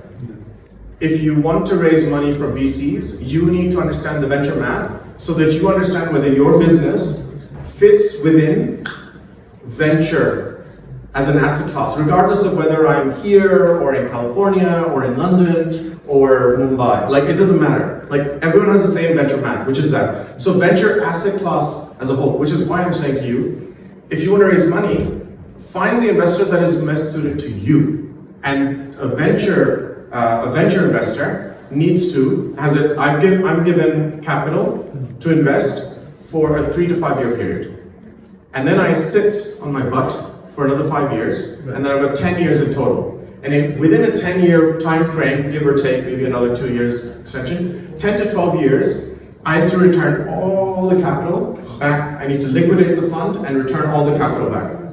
So, if you are a business that can scale and grow very quickly and in a capital efficient way, don't think about all the dumb, stupid investments that VCs made in non-capital efficient businesses. That was a mistake. That kids who didn't know what they were doing got into venture, invested in stupid shit, and they did that. But venture as an asset class is an asset class that invests a little bit of money in companies that need a little bit of cash to scale exponentially relative to the capital that they've raised, and do it very, very quickly, so that they can provide an exit outcome for their investors within a 10-year time frame. And if you can do that, great, but guess what? There are so many businesses out there that people have built that they have bootstrapped over a 10-year period to a $50 million ARR. ARR, that is annual recurring revenue. And sorry, just to be clear, because I think entrepreneurs seem to misunderstand what ARR and annual recurring. Listen to the words. Annual recurring revenue. That is not the same as revenue. Yeah? So just annual recurring revenue. One of my friends built a company, bootstrapped it within 5 years actually, to $50 million in ARR. And guess what? He and his co-founders, own the business. A third. You can do that. And it's so the point is, and if they wanted to raise money, they could have raised money from private equity. So now they're actually raising from private equity because that's what matters, right? So they actually skipped the whole venture because they didn't need to. But why did they do it that way? Because they thought they were going to take 7 to 8 years to get to that stage, and they're like, VCs want it sooner. And to be honest, it's as a great business, churning out a lot of cash. This business has only 30 employees, so they're making $1.5 million per employee. So it's a very capital efficient business, but it took longer for them to get there, right? So as amazing and great as a business as it is, and as much as I wish I could invest in it, I can't because it doesn't fit with the math that I need, right? Does that make sense to you? So the point is, just because a VC says no to you doesn't mean he's saying no, you're a bad business. It's what VC is saying is like, you don't fit with my math, which is why I'm trying to explain to you the formula. Is if you could scale very quickly within a 10-year time frame. But yeah, so I hope I answered the question. Sorry, go ahead. Yeah, so just a very quick one. I think you just said everything right now. Back to Adam's point, and whatever you just said right now, I think it's again the chief problem right now. Yeah. So you are looking for startups. Again, it's VC. It's called venture. So you have actually to give the risk. Yeah. But again, you just said right now, most of the VCs, they just, copy paste because Sukna invested in something, they just, again, invest. And we see right now investments from all SaaS. It's not really about good companies, it's just follow, someone invested here, everyone invest here. And we understand completely your math. And we know that you have to deploy, you have to exit, you have to make your money. But again, this is the problem. I think there are so many bad VCs that they are killing it for everyone, for the VCs and for the startups as well. And this is the problem that everyone is in right now. It's not really venture. It's not really, they are not really, yani we have so many times that people, we were stuck in the technical DD. Because the company that we have is doing, we are a deep tech company, so again, we were stuck there for months trying to do tech DD, but no one actually knows how to do tech DD. But it's become business, the GPs, the 2%, the carry. So I would say, look, you need to understand the venture math, but then what you need to understand is like, think about it like ice cream flavors. The point that I'm trying to get across is like, I disagree, like, okay, I was being loose, but I partly agree that there's a lot of new people that have come into venture. And I'm not talking regional, I'm talking globally, right? A lot of new people who came into venture that haven't learned. The mistakes that they're making today are mistakes that I made maybe 15 years ago when I didn't know what I was doing, okay? So like, what I'm saying is that it takes time, but you have to understand, like everyone in the ecosystem, all the venture investors belong there. But it's about like, when you go into like Baskin Robbins, it's like, you know, what flavor do you like? What flavor do you like? What flavor do you like, right? And so think of the VCs as flavors of ice cream.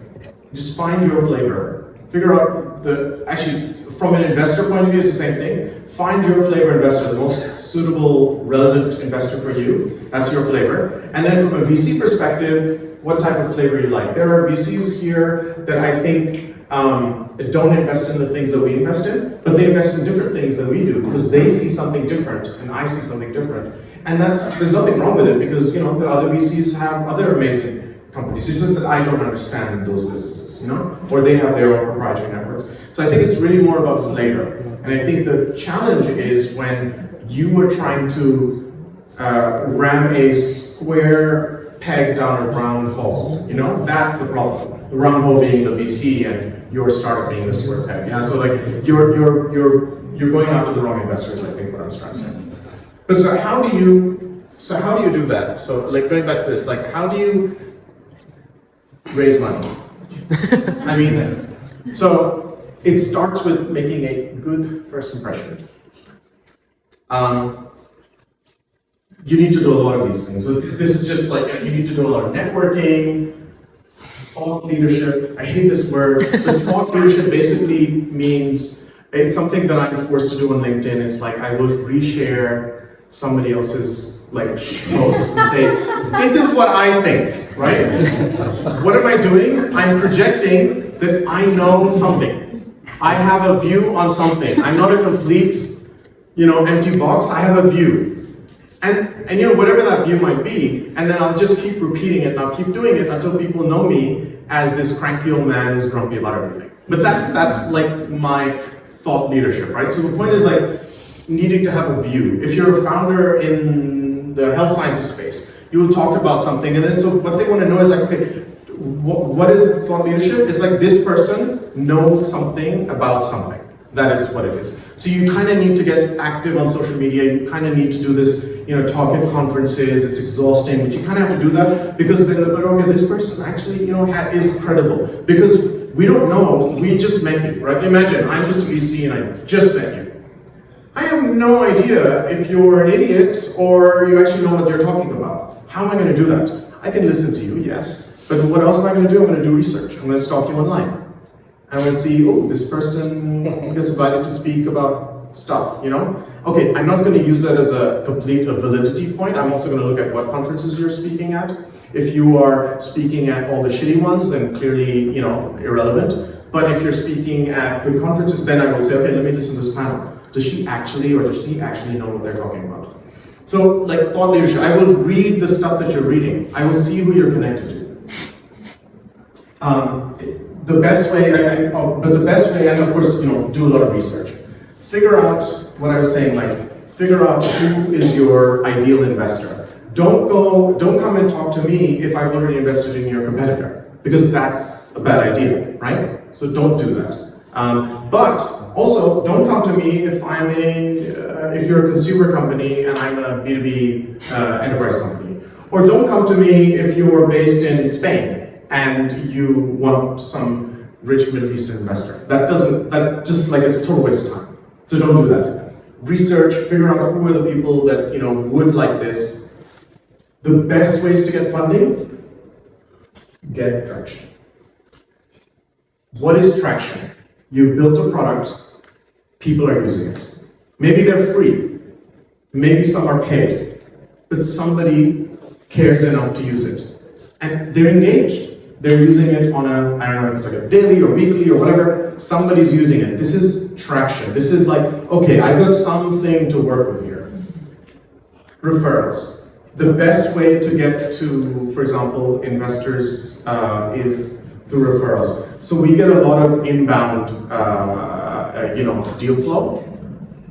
This is the poor quality deal flow. The best quality deal flow usually comes from referrals. Most of the investments that we make are through referrals. And how do you do that? Is you do your research, you stalk investors that you target, that you want. Okay, these are the top 3 investors that we think are great. Then you stalk my network or that person's network. You figure out who do you know that they know. You target them. You get somebody that you think is credible to refer. And so, by the way, this is also very important. It matters who your referral is.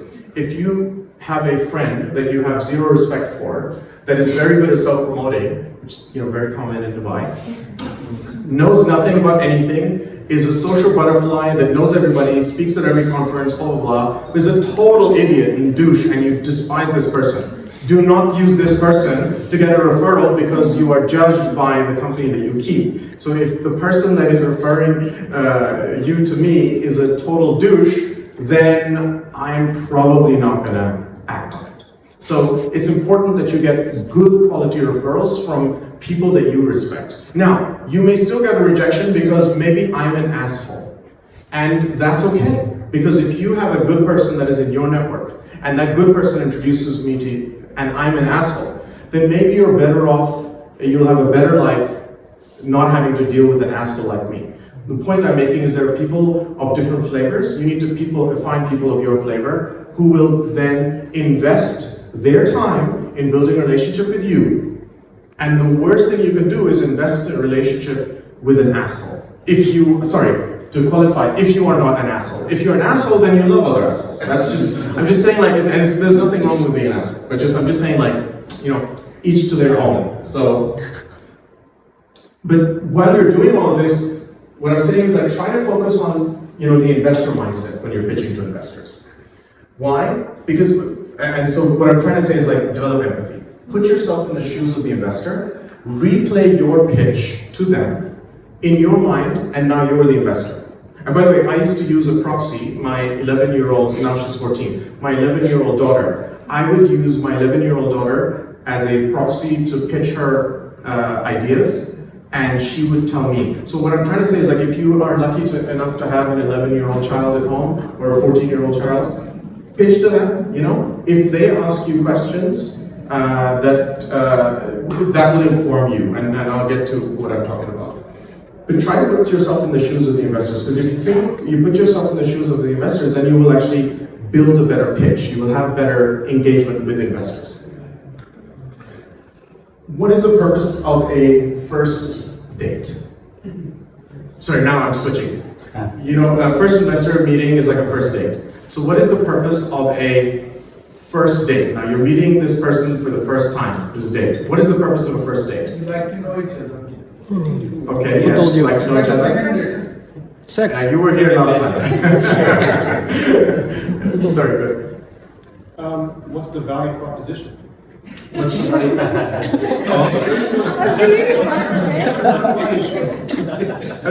No, I think you were, yeah, so you were answering what the investor wants to know in the first date, right? In the first date, yeah. Yeah, so I think that the answer was answered by him, because I think he was there in the last meeting I had here. The purpose of a first date. Okay, so maybe not, okay. So, well then you're super cool. The purpose of a first date is to have a second date.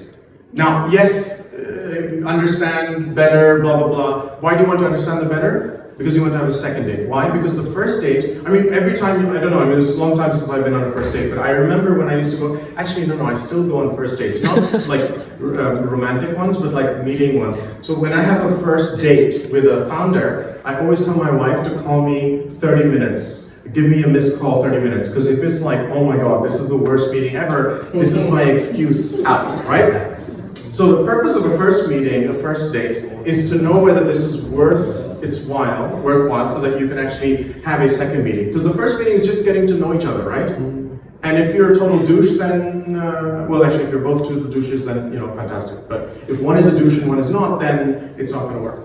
Why?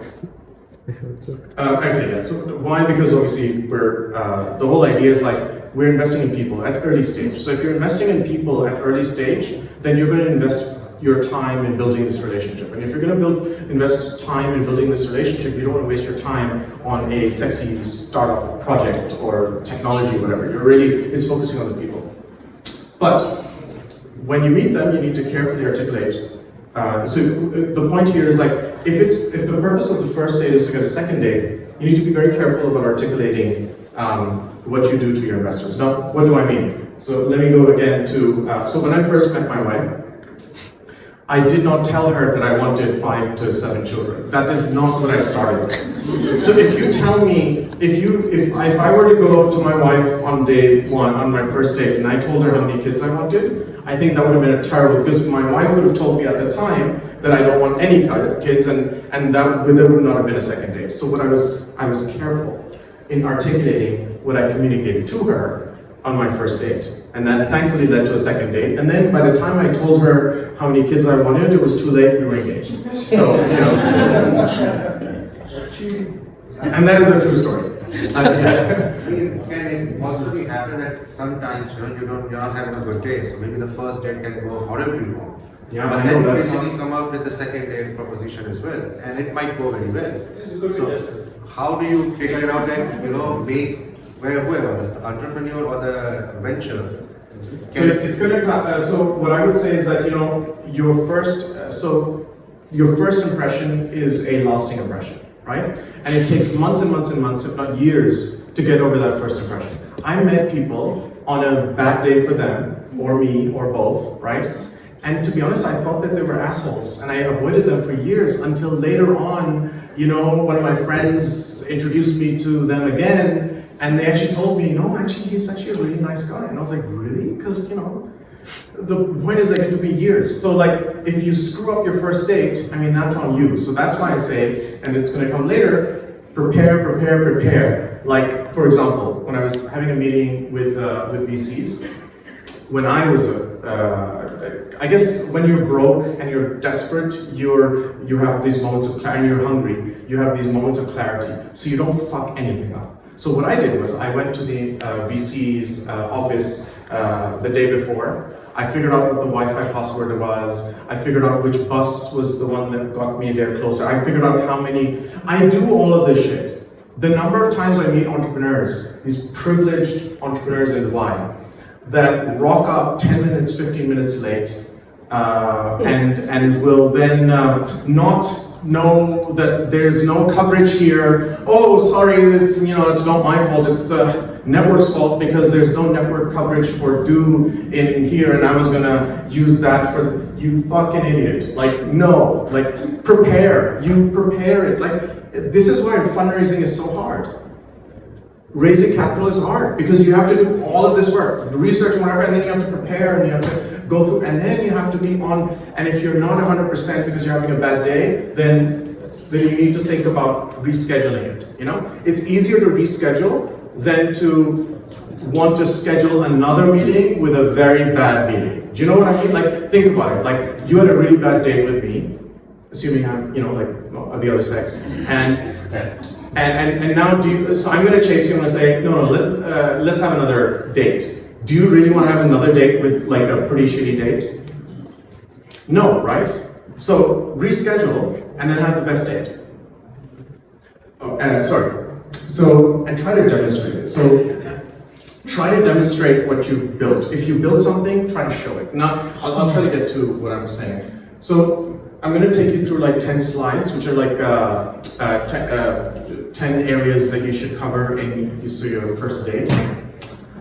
10 areas to cover in an investor pitch. So there's the elevator pitch. This is super important, your elevator pitch. An elevator pitch can also be called an executive summary, introduction, overview, whatever you want to call it. The first slide, that's what I'm talking about. But the first slide or the elevator pitch is super, super important. And then your problem solution, market size, business model, your unfair advantage, all of this stuff. Let me go through slide by slide. So what is the elevator pitch?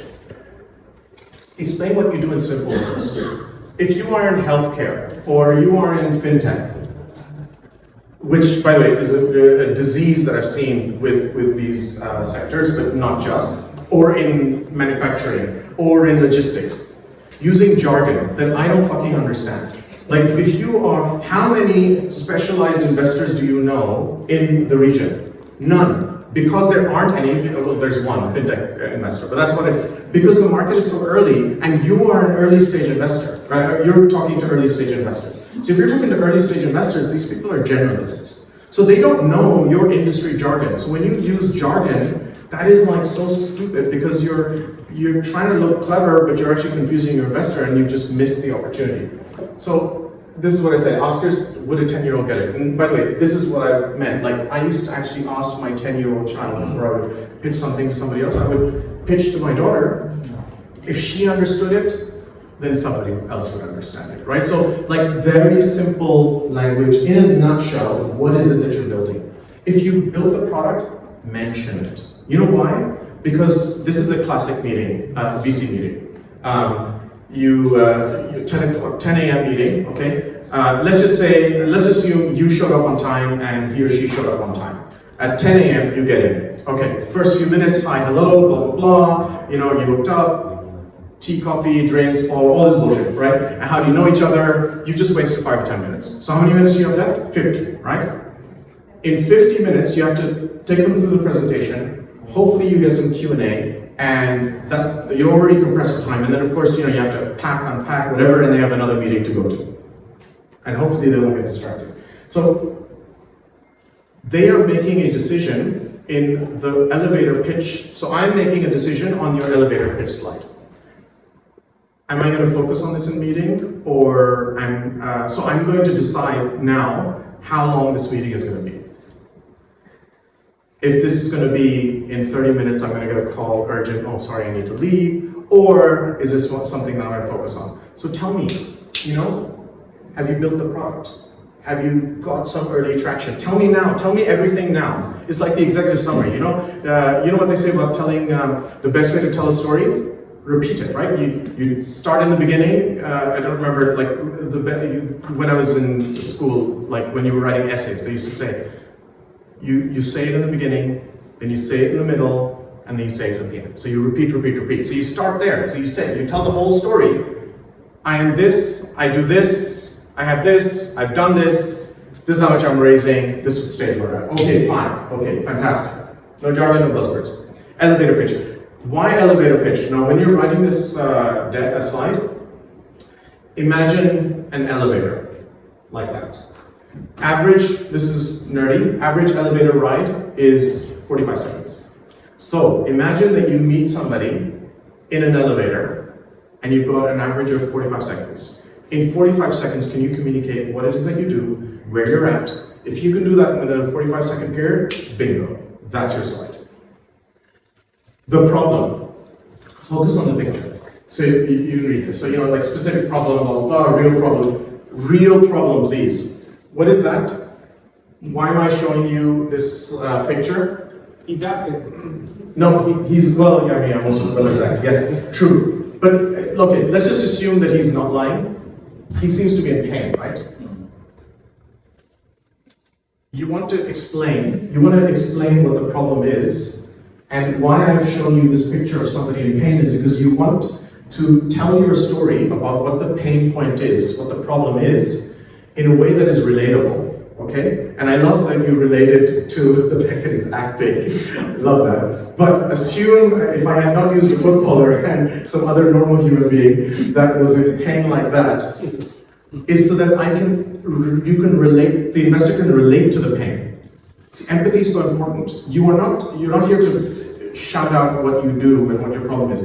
You're supposed to be articulating what the pain is, what the pain point is, in a relatable way, so that any more unlike myself can understand. So that, why? Because what I'm thinking is that, is this a vitamin or a painkiller? So the question is, this guy here, does he need vitamin C? I think he will kick you in the nuts if you give him vitamin C at this point. What he needs is Panadol. So the point is, what I'm thinking is, okay, great, I understand the problem now. Now I'm better equipped as an investor who just met you 5-10 minutes ago. I'm better equipped to assess whether your solution that you're now going to explain to me, now that I understand the problem, is a vitamin or a painkiller. What do I invest in? Any guesses what I invest in, or what most VCs are looking to invest in? Yes. Drugs. So, except for, yes. Okay, shit, so I'm going to speed up. So, and then of course, we want to know how better it is. Very, very important. At this point, when you're describing your solution, demonstrated, if you've got any traction, if you've got a demo, whatever, have it ready. If you, this is why you come early and you make sure you have data if you've got to want to show. It's very important because some people are visual people. Good. Are we signing an NDA before the date? Oh man, don't even talk to me. So I don't really understand the NDAs in startup land, but let me know because I've only got 5 minutes. But it's so early, it doesn't make sense. Okay, I'm just going to quickly go through these. So the point of the demo screenshot is okay, let me just go through all of them. So the business model, how do you make money? Your unfair advantage, is there a technical unfair advantage you have, or is this a stellar, amazing team? I can share this particular section of the deck as well separately with Queenie, and it's online. What the competition looks like, what your marketing plan is, your go-to-market, and then the team. And in the team, it's very important, when you show people this is the team, just make sure that it's clear that if somebody's part-time and they intend to remain part-time, that they are in there. It's important for us to know what the equity splits are, because equity splits matter. So if, for example, team of 6 people, right? But this person is the most impressive person. And this person, so these people own 15% each, this person only owns 2%. And this person in my mind is the most impressive. I've already made my decision. Because if the most important person in my mind, most credible person in my mind is the least engaged, the least valued. So this is what matters. So what I'm looking for is alignment. The most important, most credible people are aligned and incentivized accordingly. And of course, how much do you need? What do you need it for? What are the milestones? So if you're going to raise $1 million, what are you going to do with that $1 million? Now, what I mean by what do you want to do with that $1 million is not, yes, I want to know how much you're going to spend on marketing and blah, blah, blah. No, what I want to know is what are the milestones you're going to achieve? So when you give me a money slide, you should tell me in the money slide what I'm going to do, what metrics I'm going to deliver to you when I run out of this funding. So if you give me $1 million today, I'm going to get 30,000 active paid users. I'm just making this up, right? I'm gonna get $700,000 in ARR or whatever. I'm gonna have built this, I'm gonna have built these features out. So that is what we're looking for. Because what we're thinking is is this money enough for you to build all of that? Or are these enough for your next round of funding? Because if your metrics are too ambitious and you're not raising enough money, that doesn't make sense. Because we look at thousands of deals a year, right? We've done hundreds of deals, so we kind of have a sense of what works and what doesn't work. And so what we're trying to do is figure out whether there's a good alignment between how much money you're raising, what you're trying to achieve in the market that you're achieving, and how easy it is. And because we are investing in you today, you need to be, and we're assuming that you're going to be able to invest and raise the next round. So you need to be able to execute so that you can raise the next round with somebody else, right? And we'll follow on. And if you're not going to have the metrics, if you're going to have metrics that don't make sense to us or not good enough for that round, then we're okay, these guys aren't going to work. So either we say no, or we say, okay, we'll say yes if you change the amount of money that you're raising, or maybe you need to be more realistic about the the milestones that you're trying to achieve, blah, blah, blah. Now, I went through those 10 slides, so I'm just going to make this last point and then I'm going to wrap up. So the 10 slides 70% of the weighting that I will make on whether to make an investment is on the team. And all of those things is 30% at pre-seed. At seed stage, 60-40. At Series A, maybe 50-50. Okay, so that's kind of like the broad. But the team is so important. But just because you're an awesome team doesn't mean that I'm going to invest. Because the other points that I was using, you know, how much money you're raising, the market, the product, the problem, the pain point, all of those things are filters. Because if all of those filters match up and they work, then I will now, this is our second meeting, now I'm going to spend the time in investing in a relationship with this stellar team of amazing founders that are also doing, this is worth my while. Does that make sense? So I'm basically, the first meeting, the first date is to decide whether this is worth my time to invest in getting to know you. And by the way, it may still be no, but it will be a very good sort of journey. It's worth me investing the time to see whether there's potential for this business. So that's kind of like it. And these tips and guidelines I will skip over, but you will get them. You don't need to take pictures. Anyway, keep it short. Okay, so this is very important. What you need to do is, in your first meeting, is to help your investor quickly understand the concept, you know, problem solution, before they decide whether it makes to get to know you. Because, and basically there, it's very important that you articulate very well what it is that you're doing. Because ultimately, you know, the decision comes down to the team, and this is important. The investor's perception of the founding team's ability to execute. So when the gentleman over there was saying, you know, everyone has a bad day, so today, meeting one is about creating the perception. We will get to whether the proof points that I need to, but today what I'm looking for in my first meeting is you creating the perception in me that you know what you're doing, that you're the shit and you're gonna build the shit and it's gonna make me a lot of money. And that is all you need to do. So what that means is less is more. So don't do a data dump and tell me you want 10 children on day one, because then it's never gonna happen. And you know, we're happily married, we have 2 girls by the way, so you know, like, it went up, but if I had started with that, this would have been, you know, like, not the story that I was looking for. And ultimately what we're looking for is this the team? You know, you could be in the wrong market or whatever, you pivot out. A lot of these big iconic businesses started somewhere completely different and they pivoted their way through. But does this team care about this problem? Are they passionate about it? Are they going to stick to it when the going gets rough? This is what we're investing in. And yeah, you'll get you can read this stuff, you'll have all the references. And that is it. I'm so sorry that I took so long.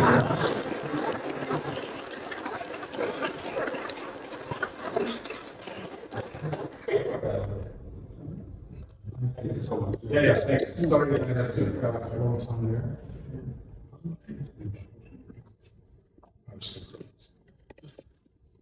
Okay, and then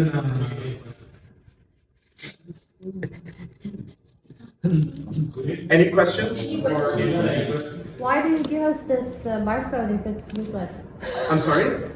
Why do you show this barcode if it's useless and you guys don't pay attention to the forums? No, we do. No, sorry, that's a very good question. I'm glad you asked. No, so we do care. We do look at all of our all the deal flow that comes. We do look at it. But this form is so this form is not like, it's not publicly available. I mean, okay, fine, you guys have it now, but we're sharing this form with entrepreneurs for them to put a lot of information in there. A lot of the deal flow that we get is garbage because they don't give us the right information in the way that we want it, and it's just like all over the place. So what we're doing is we're saying, okay, if you really want to engage with us, so the point of my slides or my presentation was make sure that it makes sense to invest in building a relationship with Asher or Sukna Ventures. And if it makes sense to build a relationship with Asher and Sukna Ventures, then please go ahead and do this, because you will put all this information in, and we will then get back to you on whether this is a fit or not. But we'll have all the right information so we can actually assess it, because we have weekly deal flow calls where we assess our deals, and then we assign them or people sort of take them up. So we do that. So this is kind of like it's almost like what this is like, you know, your friend who's gonna match you up for a blind date.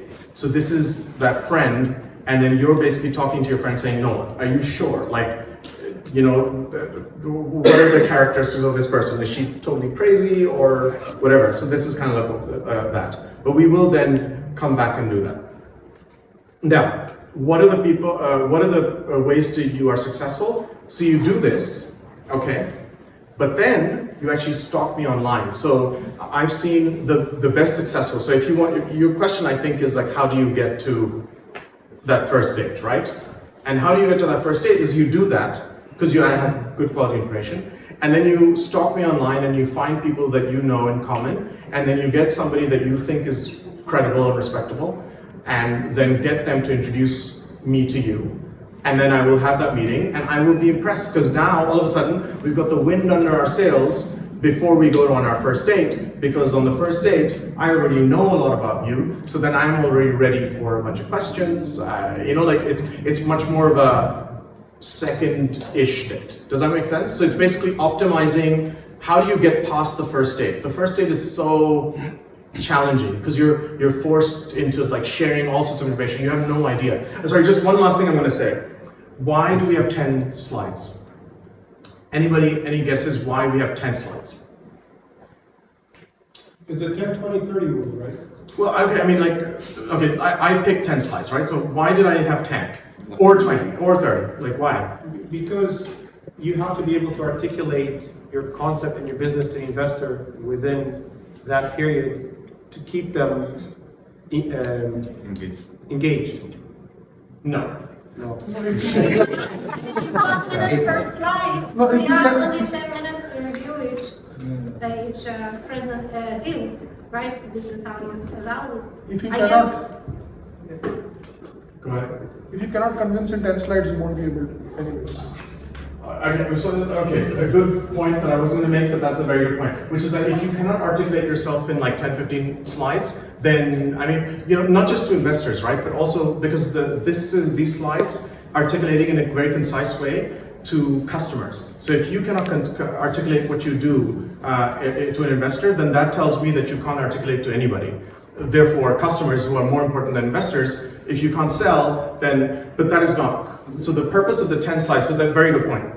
10 slides is everyone's different, okay? Everyone likes different flavors of ice cream. Some people are visual ice cream. Some people are numbers ice cream. Some people are tactile. They want to feel how gelatinous this ice cream is. Do you know, maybe I'm going overboard with the ice cream analogies, but the point that I'm making is everyone's different. So you have 10 slides, which are basically 10 flavors or 10 perspectives on your business. And what you're looking for is, it's almost like a deck of 10 cards, like those tarot cards. Which one is going to get this person engaged? If this person is like, so I'm like somebody might be a numbers person, and they will be quiet until then. And so, and this is very important. This is probably the most important part of the whole presentation. When somebody asks you a question, answer the fucking question. When they ask you a question, do not answer the fucking question with, I will get to that in 5 slides like I did like an asshole earlier. I can do that because I'm an asshole, but also because I'm not looking for money from you. But when an investor asks you a question, answer the fucking question. Why? Because the purpose of the first date is to get a second date. What is the best first date? You talk to each other nonstop, right? What is the worst first date? Everyone's on their phones, right? Lack of engagement versus engagement. So the point is you have 10 flavors, okay? You talk about the numbers, and you talk about the colors, you talk about this, you talk about that, and then they will engage on, because you don't know what this person is like. They may be a numbers person, so they will only engage at the end. They might be like a visual person, they'll get engaged when you do the demo. But when they do that, that's it. Then the purpose of your slides is over. The purpose of it is they have fulfilled so what you do then is you just engage. You have a conversation with them.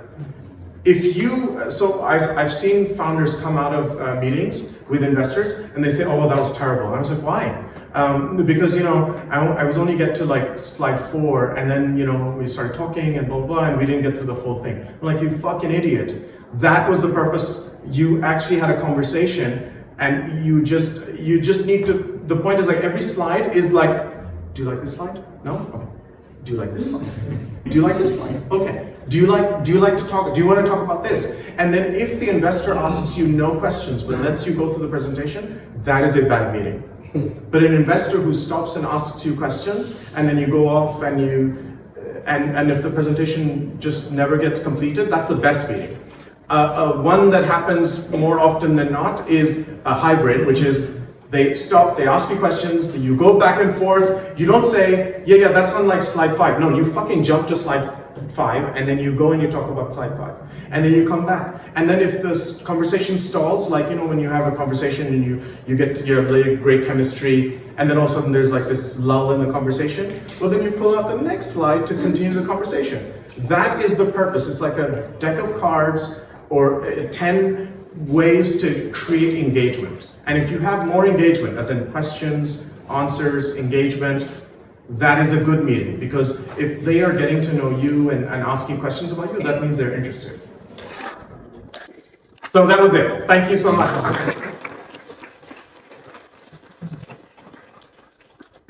Thank you so much. I'm sure I feel we need a follow-up meeting with you another event. You have so much knowledge that we could spend like 4 or 5 hours. Thank you all for staying that long. We appreciate you coming and learning, and also, you know, understanding from Kim how you can ask for investment is very important for founders. So please feel free to connect. Yeah. You already know how to connect with him. And remember that every Friday we have an event. So if you are not in the group, let me know, or Queenie as well. We can add you on the groups. After that, after now, we will have a after event in the group has the place. I think it's High Five. Queenie? High five? Yes. How? So thank you so much, everybody, and see you next week. Ciao.